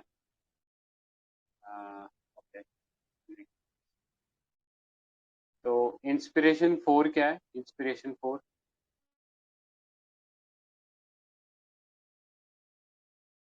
ये स्पेसएक्स का वो है मिशन, चैरिटी मिशन है कुछ। करेक्ट, मतलब वो पहला वर्ल्ड का फर्स्ट हम कह सकते हैं जहाँ पे प्रोफेशनल एस्ट्रोनॉट नहीं थे, तो उनके लिए एक ऑर्बिटल ट्रिप था। ठीक है, तो उस सेंस में इम्पोर्टेंस है। एंड यहाँ पे स्पेस एक्स का जो ड्रैगन कैप्सूल है उसको यूज किया गया था। ठीक है, तो अपने आप में ये एक पहला एक मेजर अचीवमेंट कह सकते हैं। और नेक्स्ट पे चलते हैं, ब्लैक होल। तो ब्लैक होल को प्रूव करने वाला एक थ्योरी दिया था एक साइंटिस्ट ने, तो थ्योरी का नाम बता सकता है कोई? What was that theory? Big bang theory. Black hole area theorem. नहीं, स्टीफन स्टीफन हॉकिंग वाला नहीं, का आइंस्टीन का थ्योरी ऑफ जनरल रिलेटिविटी। हाँ, theory of general relativity Einstein का, तो वहीं से ब्लैक होल का एक थ्योरेटिकल प्रूफ देखने को मिलेगा। ठीक है, black hole as a name बाद में आगे जाके साइंटिस्ट ने उसको बोला था, लेकिन उसका जो एग्जिस्टेंस है वो ये आइंस्टाइन की थ्योरी ऑफ जनरल रिलेटिविटी से ही मिलता है। तो वो चीज़ था। तो ब्लैक होल में वैसे हमने शायद कल परसों में डिस्कस किया था, तो कोई बता सकता है कि ब्लैक होल फॉर्म कब होता है?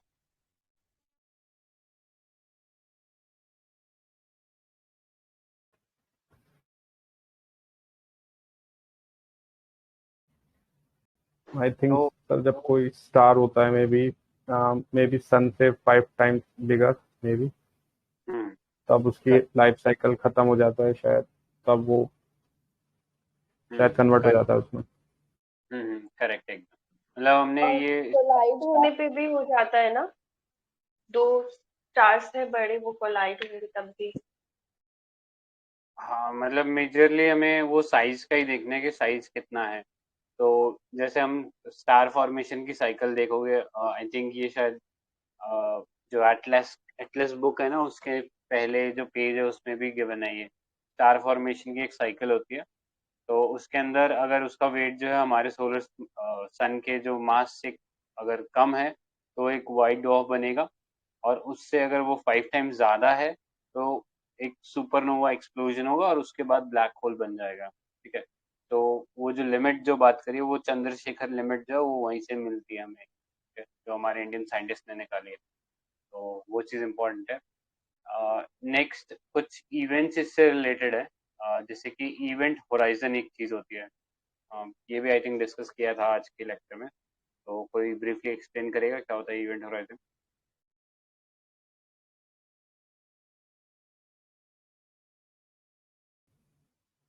आई थिंक एक लाइन, मतलब एक बॉर्डर लाइन होता है, जो एक थ्रेशोल्ड होता है, मतलब जहाँ लास्ट हम मतलब लाइट को देख सकते हैं, उसके मतलब बियॉन्ड हम मतलब वहां से लाइट मतलब एस्केप नहीं कर पाती है। करेक्ट। And singularity?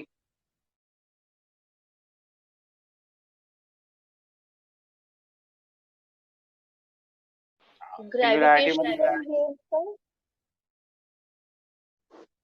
का रिपीट करना एक बार, स्कैनिंग।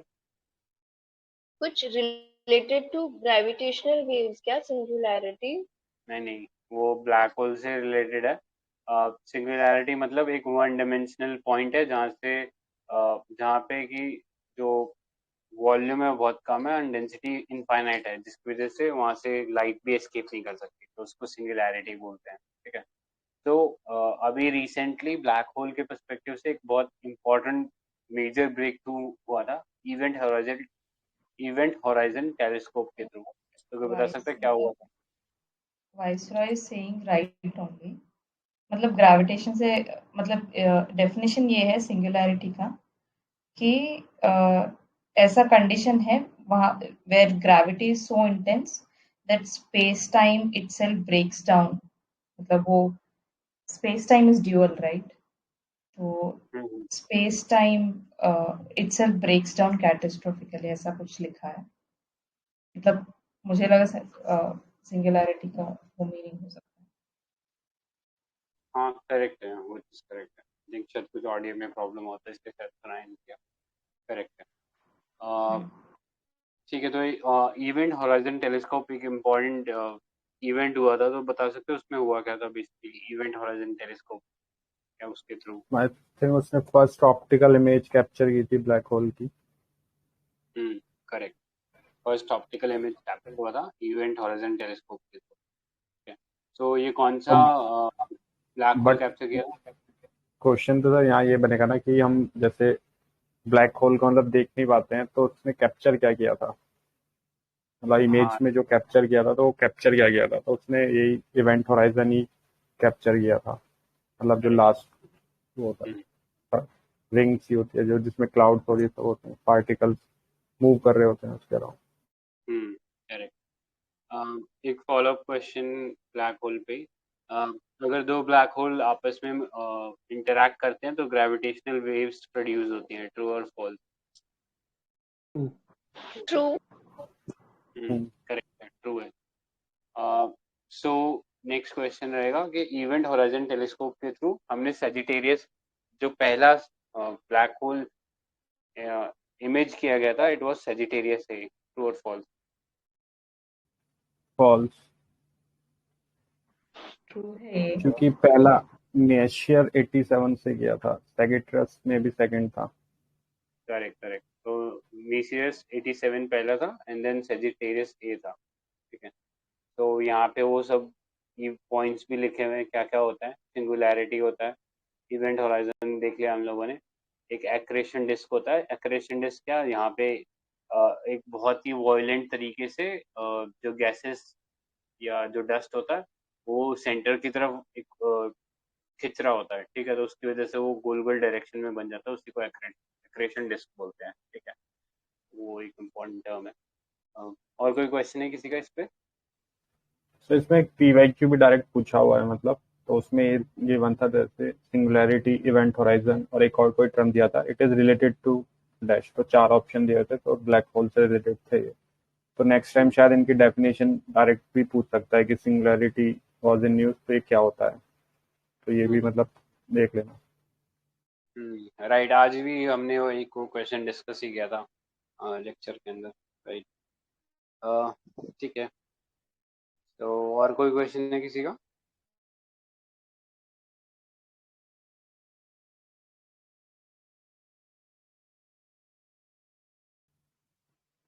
तो मतलब एक क्वेश्चन यहाँ से भी बन सकता है, जो ये सिग्निफिकेंस दिए हुए हैं सर इसके, तो यहाँ पे बोल देगा कि सिग्निफिकेंस ऑफ ब्लैक होल पे कहाँ कहाँ मतलब हेल्प करता है। तो इवोल्यूशन ऑफ गैलेक्सी, ये भी ट्रू है। देन स्टार फॉर्मेशन भी होता है ब्लैक होल के थ्रू। देन ये तो हम काफी बार पढ़ते हैं कि ग्रेविटेशनल वेव्स हम डिटेक्ट करते हैं, जो ये इलिसा और लीगो वाले वो थे, उसके थ्रू। ये तो काफी बार पूछ चुका है UPSC. Then general theory of relativity, ये भी पूछ चुका है, मतलब एक बार इस पे भी क्वेश्चन आ चुका है। देन इस बार 2021 में क्वेश्चन यही आया था सर, बेंडिंग ऑफ लाइट के ऊपर, कि जो 1 एस्ट्रोनॉमिकल यूनिट होती है तो उसको हम मेजर कैसे करते हैं। तो उसमें शायद एक ऑप्शन ये था कि speed light move in a straight line. तो उससे मतलब ये फॉल्स हो जाता, आपको ये पता होता कि बैंड भी हो जाती है, क्योंकि जो जनरल थ्योरी ऑफ रिलेटिविटी है तो वो बोलती है जितना डेंसर मतलब कोई एलिमेंट होगा वो मतलब उसके अराउंड मतलब अपना स्पेस टाइम को रैप कर लेता है, तो मतलब मोल्ड कर देता है, तो उसके थ्रू हमें जो उसके बियॉन्ड गैलेक्सीज होती है वो हमें क्लोज दिखाई देती है। तो उसी को यूज करके जो ये इवेंट होराइजन टेलीस्कोप था उसने ये कैप्चर किया था, मतलब ये फोटो, कि वो 55 मिलियन ईयर्स लाइट ईयर्स दूर था, तब भी उसने मतलब वो कैप्चर कर ली थी इमेज। तो मतलब ये काफी इंपॉर्टेंट है सिग्निफिकेंस जो है इसके, तो यहाँ पे क्वेश्चन मतलब बन सकते हैं। Right. So X-ray radiations are produced by black hole activities. True or false? True. Correct है। तो उसके एक्शन के थ्रू ये देखा गया था कि एक्सरे रेडिएशन जो है एमिट हो रही थी उसमें से। तो वो चीज़ थोड़ा दिमाग में रखना। और कोई क्वेश्चन है कि इसमें? तो कोई ये बताएगा वो वाला जो मैंने क्वेश्चन पूछा था, 1 एस्ट्रोनॉमिकल यूनिट इज मेजर्ड, मतलब हम उसको कैसे मेजर करते हैं और कितना डिस्टेंस होता है वो 1 एस्ट्रोनॉमिकल यूनिट? लाइट को पहुंचने में 1 साल लग जाए तो आई थिंक उसको नहीं नहीं, वो ना नहीं था। एस्ट्रोनॉमिकल यूनिट शायद distance between the earth and the sun को लेते हैं शायद, और वो हाँ 1.6 into 10 की पावर 27 होती है शायद। हाँ, वो डिस्टेंस तो सही बोला, बट क्वेश्चन ये हाँ, दूसरा क्वेश्चन ये था कि उसको हम मेजर कैसे करते हैं, तो ये 2021 का क्वेश्चन था। लाइट का ही कुछ था ना उसमें। हाँ, तो उसमें ये गिवन था कि लाइट की स्पीड कांस्टेंट होती है, जो कि होती है 3 × 10⁸ मीटर पर सेकेंड। हम्म, तो जो उसमें ऑप्शन डी था वो ये था, मतलब बाकी दोनों ऑप्शन, मतलब फ्रंट फर्स्ट और सेकंड ऑप्शन तो वेग से थे, उनको एलिमिनेट कर सकते थे। जो थोड़ा कंफ्यूजन होता है वो थर्ड और फोर्थ में होता है कि लाइट स्पीड ऑफ, मतलब light travel in a straight line and speed of light remain constant. तो ये दो ऑप्शन में थोड़ा कंफ्यूजन था। हम्म। ठीक है, एक क्वेश्चन रहेगा कि black holes are always form are always super massive in size, तो ट्रू होगा फॉल्स होगा? ट्रू होगा ना? नहीं, फॉल्स है। अभी इसी के अंदर 4 टाइप के वो दिए हुए थे, 4 टाइप्स के black hole: stellar black hole, super massive, intermediate और मिनिएचर। तो मिनिएचर जो होता है वो फर्मी मीटर्स में होता है। फर्मी मीटर्स मतलब कि 10 to the I think 10 to the power -15 होता है शायद Fermi, I am not sure, शायद फर्मी मीटर उतना ही होता है। सो वो एक हाइपोथेटिकल टाइनी ब्लैक होल्स होता है, ठीक है। मतलब ऐसा जरूरी नहीं है कि वो एग्जिस्ट ही करता हो, लेकिन हाइपोथेटिकली हमने बना रखा है ऐसा, ठीक है। बाकी मोस्टली वो स्टेलर देख लोगे तो वो कोलैप्स होने से वो चीजें बन रही है, ठीक है।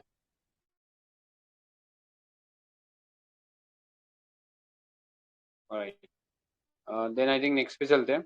Next was James Webb sir space. General theory of relativity थोड़ा सा लेमैन वर्ड्स में बता सकते हैं क्या? लेमैन वर्ड में तो यही है कि एक न्यूटोनियन फिजिक्स थी। न्यूटोनियन फिजिक्स में 3 लॉ थे कि एक पहला लॉ था, मतलब ये भी पता होना चाहिए 3 लॉ। कोई बताएगा 3 लॉ क्या है न्यूटन के? 9th क्लास का क्वेश्चन है। हाँ सर, पहला और तीसरा तो याद है इनर्शिया है फर्स्ट वाला, कि कि अगर जो कोई until an मूविंग बॉडी है, object मास इनटू हाँ एक्सेलरेशन।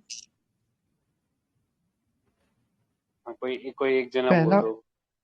पहला तो इनर्शिया से रिलेटेड है कि एक बॉडी अगर रेस्ट पे है तो रेस्ट पे रहेगी जब तक कि उस पर एक्सटर्नल फोर्स एक्ट नहीं करेगा, या मोशन पे है तो मोशन पे रहेगी। ठीक और है। दूसरा फोर्स की डेफिनेशन बताता है कि फोर्स जो बेसिकली है वो rate of change of momentum है। और तीसरा है कि एक्शन एंड रिएक्शन, मतलब कि every force has an equal and opposite reaction, ऐसे करके every action has an equal and opposite reaction. Correct correct. तो ये हमारे जो फिजिकल वर्ल्ड है जिस पे अभी हम लोग एग्जिस्ट कर रहे हैं, तो जितना भी फिजिक्स था उसको ये न्यूटन के लॉज एक्सप्लेन कर रहे थे अच्छे से, ठीक है। उसके सर पे एप्पल गिरा और उसने ये 3 लॉज बना दिए, ठीक है। तो ये न्यूटन का ये जो फिजिक्स के जो लॉज थे ये एकदम अच्छे से वर्क कर रहे थे। लेकिन जब एल्बर्ट आइंस्टाइन आए तो उन्होंने ना ये चीज को होने से पहले ही एनविसाज कर लिया कि बहुत कुछ ऐसी चीजें हैं जो कि न्यूटन का जो फिजिक्स के लॉ है वो एक्सप्लेन नहीं कर सकते। तो चाहे वो माइक्रोस्कोपिक पार्टिकल्स हो या फिर हेवनली बॉडीज हो, ठीक है। तो उनको एक्सप्लेन करने के लिए उन्होंने ये जनरल थ्योरी ऑफ रिलेटिविटी निकाली थी। और उसमें उन्होंने ये चीज, मतलब एक बहुत ही अपने टाइम के हिसाब से एक बहुत ही क्रांतिकारी चीज थी कि उन्होंने, मतलब अभी तक हम लोग 2 वेरिएबल लेते थे, स्पेस और टाइम, ठीक है। कि with respect to let's say certain distance एक ऑब्जेक्ट कितना टाइम में उसको ट्रैवल कर लेगा। लेकिन उन्होंने ये चीज बोल दिया कि स्पेस और टाइम जो है ये लीनियर नहीं है, ये भी आपस में कर्व हो सकते हैं। तो ये एक बहुत क्रांतिकारी चीज थी जो उन्होंने बोली थी। और उसका आउटपुट उन्होंने क्या दिया कि अगर हम सन के पास से निकलेंगे तो हमारे लिए टाइम जो है स्लोअर चलेगा as compared to somebody who is residing on earth, ठीक है। तो उसमें ये क्रांतिकारी चीज बोली गई थी। बाकी डेप्थ में तो बहुत कुछ है, उसके अंदर क्या क्या बोला गया था, ब्लैक होल भी उसी से एक्सप्लेन कर दिया गया था। तो एक तरीके से उनकी कोशिश थी कि मैं एक ऐसी थ्योरी बनाऊं जो हर चीज को एक्सप्लेन कर दे, चाहे वो फिर न्यूटोनियन फिजिक्स हो या फिर पार्टिकल फिजिक्स हो या क्वांटम फिजिक्स हो, सब चीज को एक्सप्लेन करने वाली वो थ्योरी बनाई थी, जनरल थ्योरी ऑफ रिलेटिविटी। तो आई थिंक इतने में हो जाना चाहिए। आई थिंक सर इसमें जो ब्लैक होल वाला जो थ्योरी में था वो ग्रेविटी से रिलेटेड था। मतलब अगर जो किसी का बॉडी का मास है तो हम जैसे इसको लेमैन में देखें तो जैसे ट्रैम्पोलिन होता है सर, तो उस शीट पर अगर जो कोई बंदा खड़ा होगा तो वो एक तरह से नीचे को थोड़ा झुक जाता है, ठीक है। तो जितना उसने एक कर्व सा बनाया अपने अराउंड, तो वो एक ग्रेविटी का मतलब ऐसे ही सेम स्पेस में होता है। तो स्पेस में जो स्पेस टाइम का जो मतलब एक ब्लैंकेट मान लो, तब कोई अर्थ सन हुआ तो सब अपना एक रैप कर लेते हैं उसको अपने अराउंड, मतलब तो जितना वो रैप करते हैं उतना ही उनका ग्रेविटी होता है। तो इसीलिए जो हमने देखा था अभी ब्लैक होल का ऊपर डायग्राम था, उसका जो डेंसिटी थी काफी इनफाइनाइट थी, ठीक है। तो उसकी बहुत नैरो तक वो अंदर चला गया था, तो वहां से कोई भी मतलब लाइट रेस मतलब आ नहीं सकती थी। तो अब तो जो अर्थ की डेंसिटी है मतलब उसके अराउंड वो थोड़ा सा रैप करती है अपना अराउंड, तो उतना ही हमारा ग्रेविटी फोर्स है। तो उस वजह से ये भी था मतलब इसके अंदर। राइट, ठीक है। तो अभी रिसेंटली ग्रेविटेशनल वेव्स वगैरह भी मिली ना, तो ये भी कहीं ना कहीं जनरल थ्योरी ऑफ रिलेटिविटी को एक तरीके से प्रैक्टिकल उसका एग्जाम्पल कह सकते हैं हम लोग, ठीक है। तो यही चीज था। नेक्स्ट जेम्स वेब टेलीस्कोप पे चलते हैं। तो कोई बता सकता है किस एजेंसी ने लॉन्च किया ये James Webb telescope?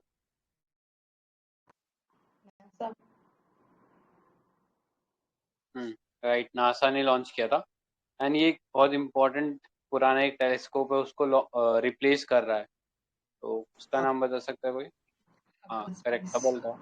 Hubble telescope था। तो कोई दोनों में डिफरेंस बता सकता है कि हबल में और इसमें डिफरेंस क्या था, ब्रीफली?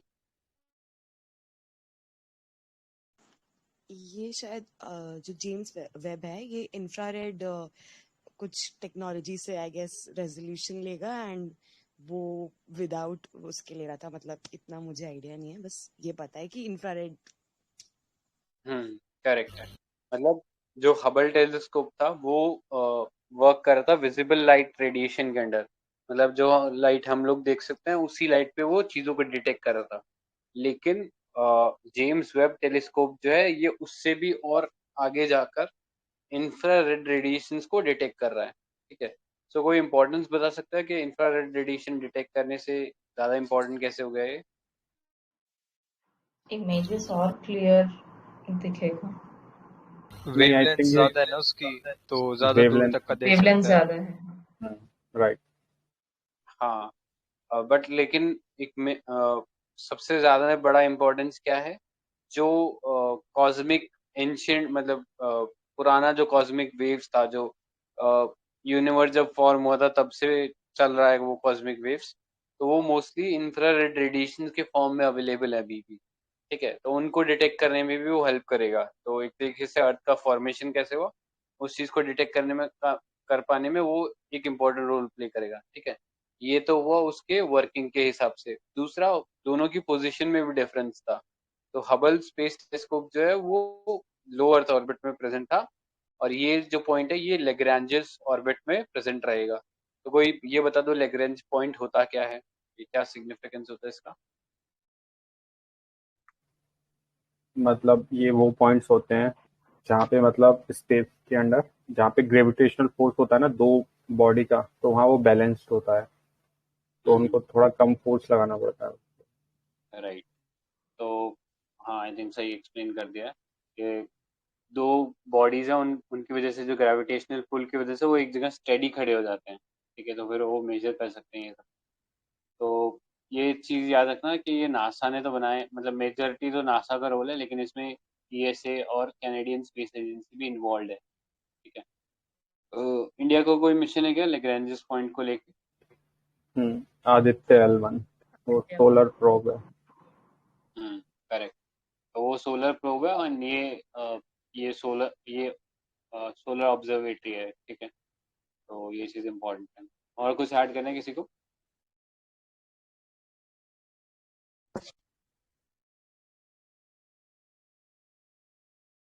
कुछ जुपिटर का भी है ना रेलेवेंस कि अर्थ स्टेबल है, क्योंकि जुपिटर का कुछ है कि वो भी एल किसी पॉइंट पर बहुत अच्छे से याद नहीं आ रहा मुझे,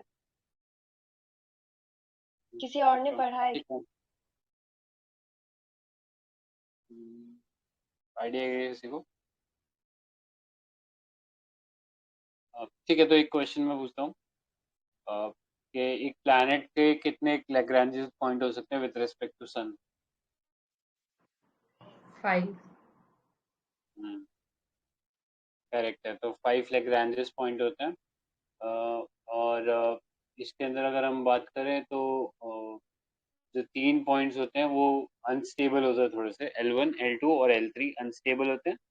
एंड बाकी जो बच के L4 एंड L5 वो कंपैरेटिवली थोड़े से ज़्यादा स्टेबल होते हैं। तो ये चीज़ है। तो और एक इस और स्टेटमेंट आदित्य मिशन जो है, क्या हाँ, आदित्य मिशन जो है वो कौन से एल पॉइंट पर से होगा? L1 L1 L2? नहीं L1। L1 अच्छा, तभी उसका नाम भी आदित्य L1 है। राइट। तो एक क्वेश्चन था सर मेरा, James Webb telescope is serviceable but its earlier counterpart Hubble telescope was unserviceable. False. हाँ, तो रिवर्स है इसका, ठीक है, ये सर्विसेबल नहीं है और वो सर्विसेबल था हबल टेलीस्कोप। एंड क्यों सर्विसेबल नहीं है?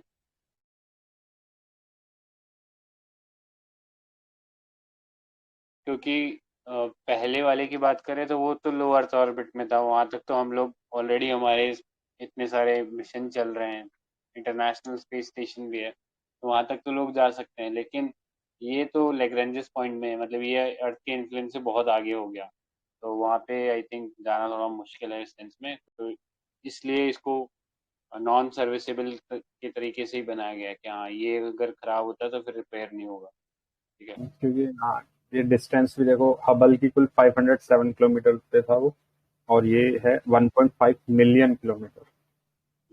राइट। पहुंच गया तो वापस नहीं आ पाएंगे। एक सर नेक्स्ट ठीक। ना जो टेबल गिवन है ना, तो वहाँ पे एक पॉइंट है, एक बार शो करोगे तो ये न्यू बॉर्न गैलेक्सीज का मतलब ये है क्या, जो नई गैलेक्सीज फॉर्म होंगी उनको ये डिस्कवर करेगा? न्यू बॉर्न का मतलब वो टाइम स्केल में अभी नहीं है, मतलब ऐसा नहीं कि जो कल इसके लॉन्च करने के बाद कल पैदा हो रही है, ऐसा नहीं है। जो टाइम स्केल पे रिलेटिवली न्यूअर है, उनके लिए ये वर्ड इस्तेमाल हो रहा नहीं नहीं सर, ये आपने ही बताया था ना, ये देखो नियर एंड मिड इंफ्रारेड कर रहा है, तो आपने एक पॉइंट बोला था कि जो अपनी जब बिग बैंग हुआ था तो जब गैलेक्सी फॉर्म हुई थी तब से मतलब अभी भी इंफ्रारेड वेव्स ही रिलीज हुई थी, तो है। ये ओल्ड गैलेक्सीज के लिए यूज किया गया है।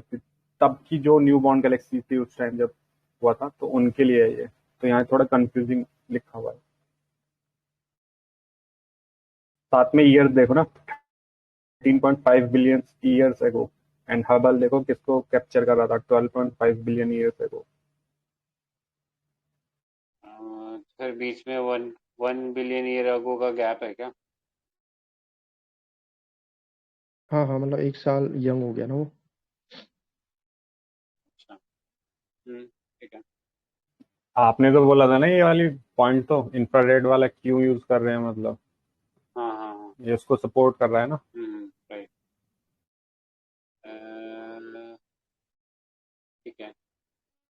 ये क्रोनोलॉजी देख लेना स्पेस ऑब्जर्वेटरी की। पहले हबल था, फिर स्पिट्जर था, फिर हर्शल था, एंड अब ये जेम्स वेब स्पेस टेलीस्कोप है, ठीक है। तो ये क्रोनोलॉजी है इनकी ऑब्जर्वेटरीज की, ठीक है। एंड जेम्स वेब टेलीस्कोप जो है वो सेकेंड लैग्रेंजियन पॉइंट है L2, उस पे लॉन्च करेंगे हम लोग, ठीक है? तो वो चीज़ भी इम्पोर्टेंट है।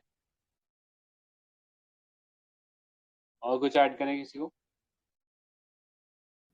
तो क्या इंडिया के पास भी है क्या कोई ऐसा स्पेस ऑब्जर्वेटरी प्रोग्राम?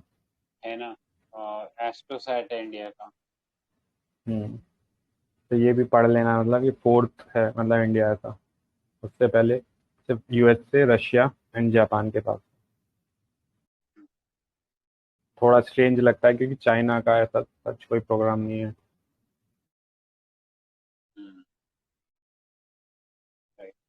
ठीक है, नेक्स्ट पे चलते हैं। एंड आई थिंक फिर आज के लिए लास्ट टॉपिक करते हैं।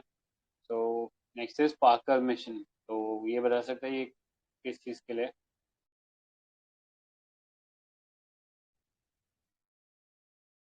पार्कर को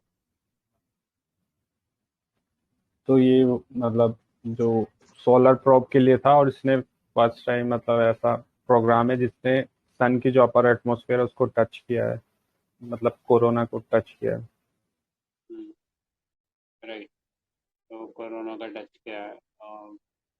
तो ये प्रोग्राम जो था वो 2018 में लॉन्च किया गया था। ठीक है, एंड ये पार्ट है एक और बड़े प्रोग्राम का, लिविंग विद स्टार प्रोग्राम। ठीक है, तो सन और अर्थ के जितने भी या उससे इन्फ्लुएंस जो भी फिनोमेना है उन सब चीज़ों को ये स्टडी करेगा। ठीक है, इसमें अंदर एक मटेरियल यूज़ किया गया ताकि ये सोलर हीट को विथस्टैंड कर सके। तो वो उस मटेरियल का नाम बता सकते हो क्या कोई?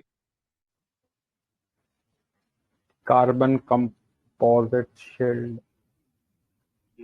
राइट, तो कार्बन कंपोजिट शील्ड एक बनाया गया था इसके लिए मटेरियल, जो कि विथस्टैंड कर सकता है अप टू 1377 डिग्री सेल्सियस तक के टेम्परेचर को। ठीक है, तो इसी कारण ये पहला स्पेसक्राफ्ट बन पाया वो, मतलब ह्यूमन हिस्ट्री में, जो कि सन को टच कर पाया है। ठीक है, सो ये जो ग्रेविटेशनल इनकाउंटर्स है, ये इसने वीनस के साथ जो अपने ग्रेविटेशनल इनकाउंटर्स है उनको यूज करके, जैसे अभी हम जीटीओ पढ़ रहे थे ना कि धीरे धीरे हम लोग आगे पहुंचाते जाते हैं, तो उसी तरीके से उसने वीनस का जो ग्रेविटेशनल पुल है उसको यूज करके धीरे धीरे ये अपने आप को सन के पास ले जाता गया। ठीक है, सो अभी सन के आउटर एटमॉस्फेयर कोरोना के अंदर ये पहुंचा हुआ है। ठीक है, सो कोरोना के बाद क्वेश्चन नेक्स्ट। पूछ लूंगी। Sun's corona temperature is higher than its core. मतलब अंदर जाते टेम्परेचर घटेगा। हाँ शायद ट्रू है ये। नॉट नेसेसरी, बिकॉज फोटोस्फेयर से डेफिनेटली ग्रेटर है, but not necessarily from core, क्योंकि कोर और कोरोना दोनों का मिलियंस डिग्री सेल्सियस होता है, तो उतना ज्यादा ऐसा अंतर नहीं है, कुछ था लेकिन ना कि कोर का सरफेस से सबसे ज्यादा ज्यादा है। था। हाँ, कोर का सबसे ज्यादा है, लेकिन कोर से बाहर को जाएंगे तो फोटोस्फेयर तक का डिक्रीज करता है हमारा। फोटोस्फेयर में अप्रोक्सीमेटली 5700 डिग्री सेल्सियस होता है, और फोटोस्फेयर के बाद से कोरोना में ना बढ़ने लगता है, फिर कोरोना में दोबारा जाके मिलियंस ऑफ डिग्री सेल्सियस हो जाता है। करेक्ट करेक्ट करेक्ट करेक्ट है, ये करेक्ट है। ऑलराइट, तो देख लेना, कोरोना सबसे आउटर लेयर है, इसके बाद फोटोस्फेयर नेक्स्ट लेयर है, उसके बाद क्रोमोस्फेयर है। ठीक है, नहीं ऑर्डर सही है कि corona then photosphere then chromosphere? नहीं नहीं, कोरोना तो आउटर मोस्ट होता है ना। नहीं, मैं आउटर अच्छा से अच्छा, ही ठीक नहीं। ठीक ठीक ठीक, हाँ ठीक ठीक ठीक ठीक। हाँ, ये ऐसा लग रहा है corona is outer than chromosphere. पहले हाँ कोरोना, फिर क्रोमोस्फियर, फिर फोटोस्फियर। ठीक है, corona is just the flares outside. ऐसा ही करेक्ट। लग रहा है, तो अभी ऐसा ही लग कोरोना का जब अभी किसी ने बताया मिलियंस ऑफ डिग्री सेल्सियस होता है, जो हमारी कंपोजिट शील्ड थी मतलब कार्बन की, तो खाली 1377 डिग्री सेल्सियस तक विथस्टैंड कर सकती थी। तो मतलब ऐसा है क्या, कोरोना की भी कुछ लेयर्स होती हैं? आई थिंक लेयर्स होंगी तभी शायद वो ऐसा मतलब कह कुछ रहे हैं था कि वो। कि इसकी लेयर्स होती है, कुछ पार्टिकल्स होते हैं, तो सब जगह का टेम्परेचर उतना नहीं रहता है, किसी किसी जगह का टेम्परेचर उतना रहेगा। एक तरीके से वाला फिनोमेना हो गया ना, सन स्पॉट में जैसे होता है कि हाँ स्पॉट्स होते हैं उसमें ज्यादा कम टेम्परेचर होता है, उस तरीके से चीजें। सो अभी अगर अचीवमेंट्स की बात करें तो एक जिगजैग स्ट्रक्चर देखने को मिला सोलर विंड्स में, कॉल्ड स्विच बैक्स। ठीक है, तो वो चीज याद रखना। एंड कोई डिफाइन कर सकते हो सोलर विंड क्या होती है?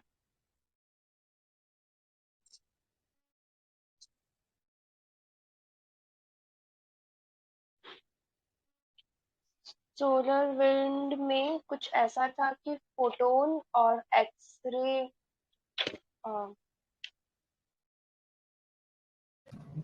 ये हाँ मैं सोलर सोलर फ्लेयर सेम होते हैं क्या? सोलर फ्लेयर्स तो वो एक चार्ज मास इजेक्ट करता है अपने, मतलब कोरोनल मास इजेक्शन भी बोलते हैं या सोलर फ्लेयर्स भी बोलते हैं।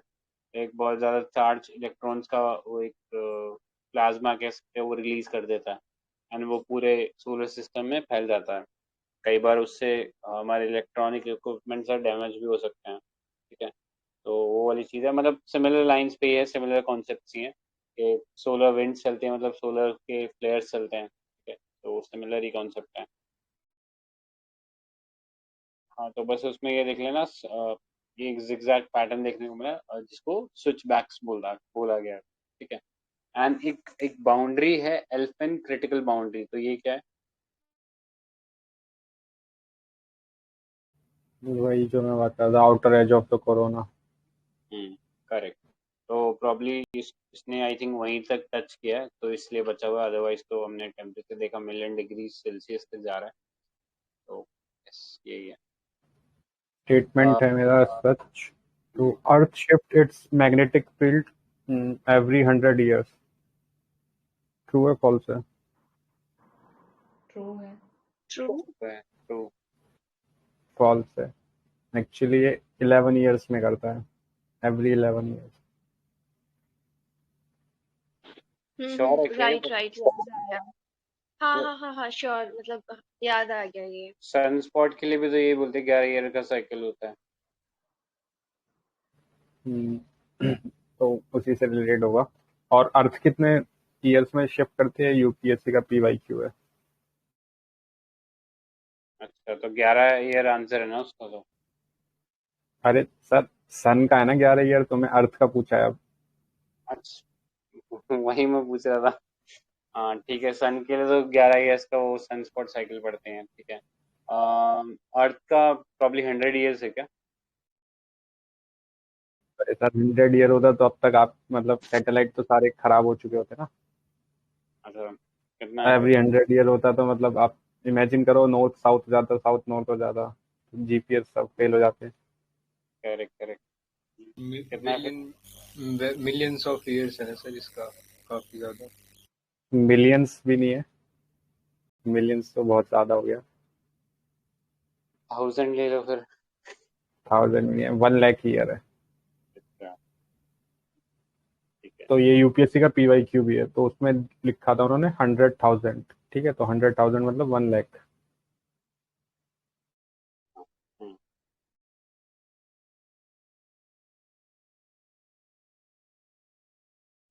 ठीक है। सो नासा के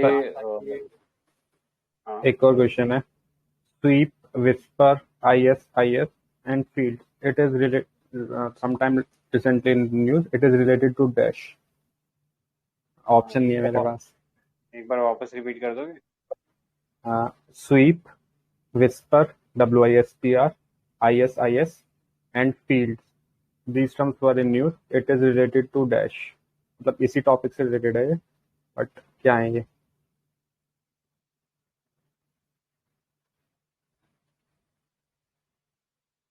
हम्म, पता नहीं क्या है, पता ना। तो ये इंस्ट्रूमेंट यूज किए थे ये पार्कर सोलर प्रोब में। ये आपने मिस कर दिया था, ऊपर इंफोग्राफिक्स पे, ऊपर थोड़ा सा स्क्रॉल करो सर आप, थोड़ा सा और ऊपर, जो फर्स्ट वाला इंफोग्राफिक्स। तो यहाँ देखो, ये रहे sweep, whisper, ISIS and field. हम्म, सही है। ठीक है, और कोई क्वेश्चन है किसी का?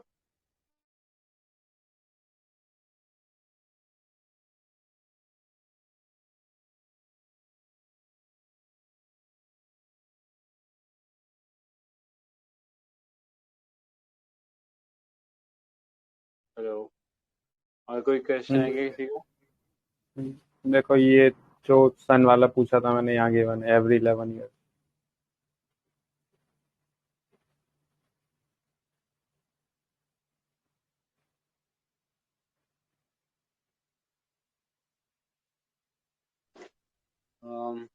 ठीक है, ये सोलर फ्लेयर्स वाला पॉइंट यहीं पे वो गिवन है कि sudden explosion of energy, magnetic field reorganize होता है उसके जैसे, ठीक है, तो सोलर फ्लेयर होता है।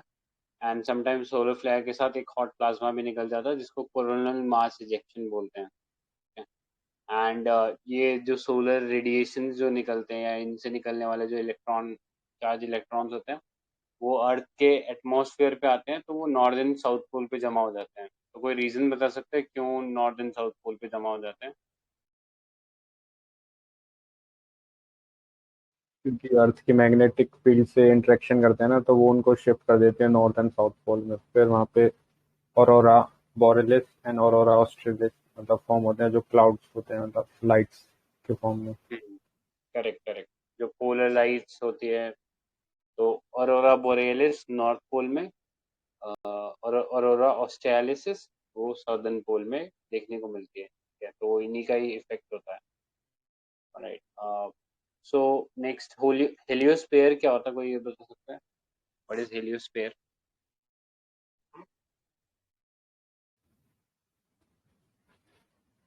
तो ये सर मतलब जैसे सोलर फ्लेयर की हम बात कर रहे थे, तो जो सन से सोलर फ्लेयर निकलते हैं तो इसका ये एंड पॉइंट होता है मतलब, ठीक है, तो ये अराउंड प्लूटो से मतलब 3 टाइम्स मोर डिस्टेंस होता है मतलब, तो अराउंड 120 एस्ट्रोनॉमिकल यूनिट। तो वहां जाके मतलब ये एक रुक जाता है, मतलब कि वहां पे इंटरस्टेलर दूसरी कोई गैलेक्सी होगा तो वहां से भी कुछ ऐसा मतलब सोलर फ्लेयर आ रहे होंगे, तो ये एक लास्ट पॉइंट होता है मतलब जहाँ तक सोलर फ्लेयर रीच कर सकते हैं। तो करेक्ट, मतलब हीलियोपोज पे जाके ये पोज हो जाते हैं। करेक्ट, मतलब जो सोलर सिस्टम में जहाँ तक सन का इन्फ्लुएंस है, तो वो पूरा का पूरा हेलियोस्फीयर कंसीडर किया जाता है, ठीक है। सो इसको स्टडी करने के लिए नासा ने एक सैटेलाइट भी लॉन्च किया था, Interstellar boundary orbiter explorer satellite. तो पूरा ये हेलियोशीट जो था, boundary layer between solar system and Interstellar space, तो उसको पूरे को स्टडी करने के लिए वो बनाया गया था।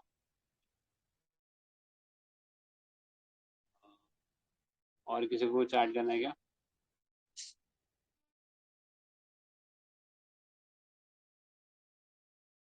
हाँ तो देखो ये सोलर विंड यही था, देखो the sun sends out a constant flow of charge particles called the solar wind. Correct, right. अभी रिसेंटली बो शॉक कोई बता सकता है? बो शॉक क्या होता है?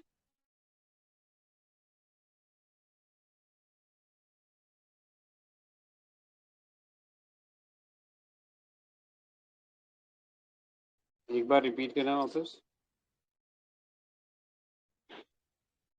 इसमें जो ये जो है ना पिक्चर जो है इसमें बो शॉक लिखा है, ये क्या होता है?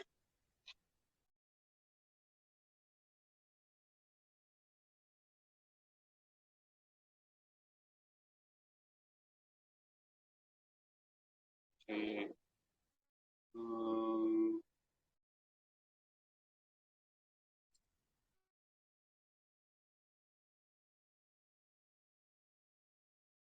इसमें तो यार ये एक्चुअली ये दिखा रहा है कि मैग्नेटोस्फीयर जब इंटरेक्ट करता है विद प्लाज्मा तो उससे उस रीजन को बो शॉक बोलते हैं।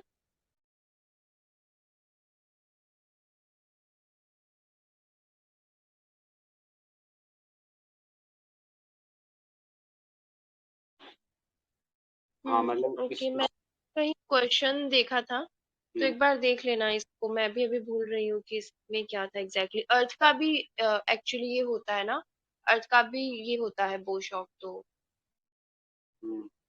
मतलब इसमें ये लिखा है for earth and other magnetised planet this is the boundary at which the speed of stellar winds abruptly drops as a result of its approach to magnetosphere, ठीक है, कि अर्थ के मैग्नेटोस्फीयर पे जैसे ही वो पहुंचने वाले थे तो वो जो सोलर विंड्स होती हैं एकदम से अब्रप्ट स्पीड में ड्रॉप आता है, तो उसको ही बो शॉक बोलते हैं। ओके। ठीक है। सन हेलो क्या होता है? अभी रिसेंटली बैंगलोर में अगर किसी ने देखा हो तो ये फिनोमेना देखने को मिला था। सर ठीक उससे है, पहले आपको एक क्वेश्चन है मेरा, सन हेलो से भी पहले। जो अपनी ये आईज होती है तो उसकी शेप क्या होती है? मतलब किस शेप में होते हैं? क्यूबिकल होते हैं, स्फेरिकल होते हैं, या फिर कॉनिकल। पेंटागन? पेंटागन होता है उनकी शेप। हेक्सागोनल। हाँ। क्यूबिकल होती है सर। नहीं नहीं, हेक्सागोनल होती है। कर्नल अच्छा, होती है। तो आँख की ये मतलब शेप, आँख की शेप की बात कर रहे हो या कोई सेल या कोई लेंस की बात कर रहे हो? सर आइस, आइस, अच्छा, आई हेक्सागोनल। सी ई। हाँ। गॉड। ओके। अच्छा, आइस कह रहे हो? आई हाँ सी, और क्या? नॉट मैं समझ ईवाई। गया। हमको मेरे को ईवाई। लगा मेरे को लगा ये आँख वाला आइस है। हाँ, अच्छा। आई सी। तो सन हेलो सर एक ऑप्टिकल फेनोमेना होता है, ठीक है, जैसे अपना कि जिससे रिफ्लेक्शन होता है, मतलब जो ये आइस क्रिस्टल सस्पेंडेड होते हैं एटमॉस्फेयर में, उसकी वजह से। तो हमें एक, जैसे बुद्धा के पीछे भी एक शो करते हैं कि एक ऐसे सन सा बना होता है, तो ऐसे ही जो अपना सन है उसके अराउंड एक क्लाउड्स का एक हमें ऐसा शो होता है कि एक गोला सा बना हुआ है।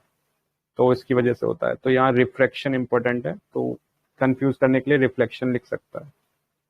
और आइस क्रिस्टल हेक्सागोनल शेप के होते हैं, तो ये मतलब बहुत कम लोग कंफ्यूज हो जाते हैं इसमें, तो सब सोचते हैं कि क्यूबिकल या स्फेरिकल होते हैं आइस क्रिस्टल। Right, correct. तो ये सेम फेनोमेना, मतलब जैसे हमको दिखता है ना, गर्मियों में देखते हैं तो रोड के ऊपर वो पानी सा लगता है कि जैसे पानी की लेयर है, मिराज इफेक्ट जो मिराज। होता है, तो सेम टाइप से ये होता है। लेकिन मिराज तो टोटल इंटरनल रिफ्लेक्शन से होता है ना? टोटल। हाँ, वो रिफ्लेक्शन है। हाँ, वो बट रिफ्लेक्शन है और ये रिफ्लेक्शन है। उसमें भी शायद पर रिफ्लेक्शन यूज होता है ना, कि जो लाइट, हाँ शायद 50 IR हो जाता है उसके अंदर, सही बोला। बैंड नहीं हो पाती ये इतनी ज्यादा। रिफ्लेक्ट, ये बेंड हो रहा है वो कम्प्लीटली हम्म जैसे आया। हम्म, ठीक है। तो आई थिंक आज के लिए यही स्टॉप करते हैं। कल जो है ये 4.7 वाला पार्ट है, वहां से कंटिन्यू। नहीं, जो इसका सर कल लास्ट वाला टाइम पॉइंट है ना, में रहेगा ये क्या? वाला, ये इम्पोर्टेंट है sir geography point of view से भी। ये मतलब एक बार पूछ चुका है, मतलब यूपीएससी, ये PYQ है क्वेश्चन, कि जो सन के अराउंड जो हेलो हमें शो होता है, तो वो मतलब कौन से क्लाउड की वजह से होता है? तो सीरस क्लाउड की वजह से होता है। तो यहाँ क्यूमुलस, क्यूमुलोनिम्बस, इस टाइप से स्ट्रेटो निम्बस, मतलब तो वो ऑप्शंस में थे, तो सीरस क्लाउड की वजह से ये हमें शो होता है सन के अराउंड। तो ये भी PYQ है। एंड एक ये भी क्वेश्चन शायद आ चुका है, मैं श्योर नहीं हूँ इस वाले क्वेश्चन के लिए, कि जो रेनफॉल होने वाला होता है, जैसे अपना ये वेस्टर्न डिस्टर्बेंसेस होता है, तो उससे पहले सीरस क्लाउड अगर जो हमें शो होते हैं, तो ये इंडिकेट करते हैं कि रेनफॉल आने वाला है। तो ये भी इम्पोर्टेंट है। तो ये 2 पॉइंट इसमें इम्पोर्टेंट थे, इतना सन हेलो इम्पोर्टेंट नहीं था जितने ये 2 लास्ट के पॉइंट थे। और ये राइट। साइक्लोनिक वार्म फ्रंट की वजह से बनता है। तो इन दोनों में से वायलेंट कौन सा होता है, वार्म फ्रंट या कोल्ड फ्रंट? वार्म फ्रंट होता है ना, वायलेंट तो। मैं थोड़ा सा कंफ्यूज हो गया खुद भी, तो एक बार देख लेना यार। आई थिंक कोल्ड फ्रंट है, देखता हूँ मैं। ठीक है, बट ये क्वेश्चन PYQ का है कि कौन अच्छा। से क्लाउड मतलब शो करते हैं। ठीक है। कल अब के लिए टाइमिंग सेम रहेगा क्या? हाँ, कल के लिए टाइमिंग है। कल एक बार ना इन्फॉर्म कर दिया जाएगा, बिकॉज कल टेस्ट भी रहेगा।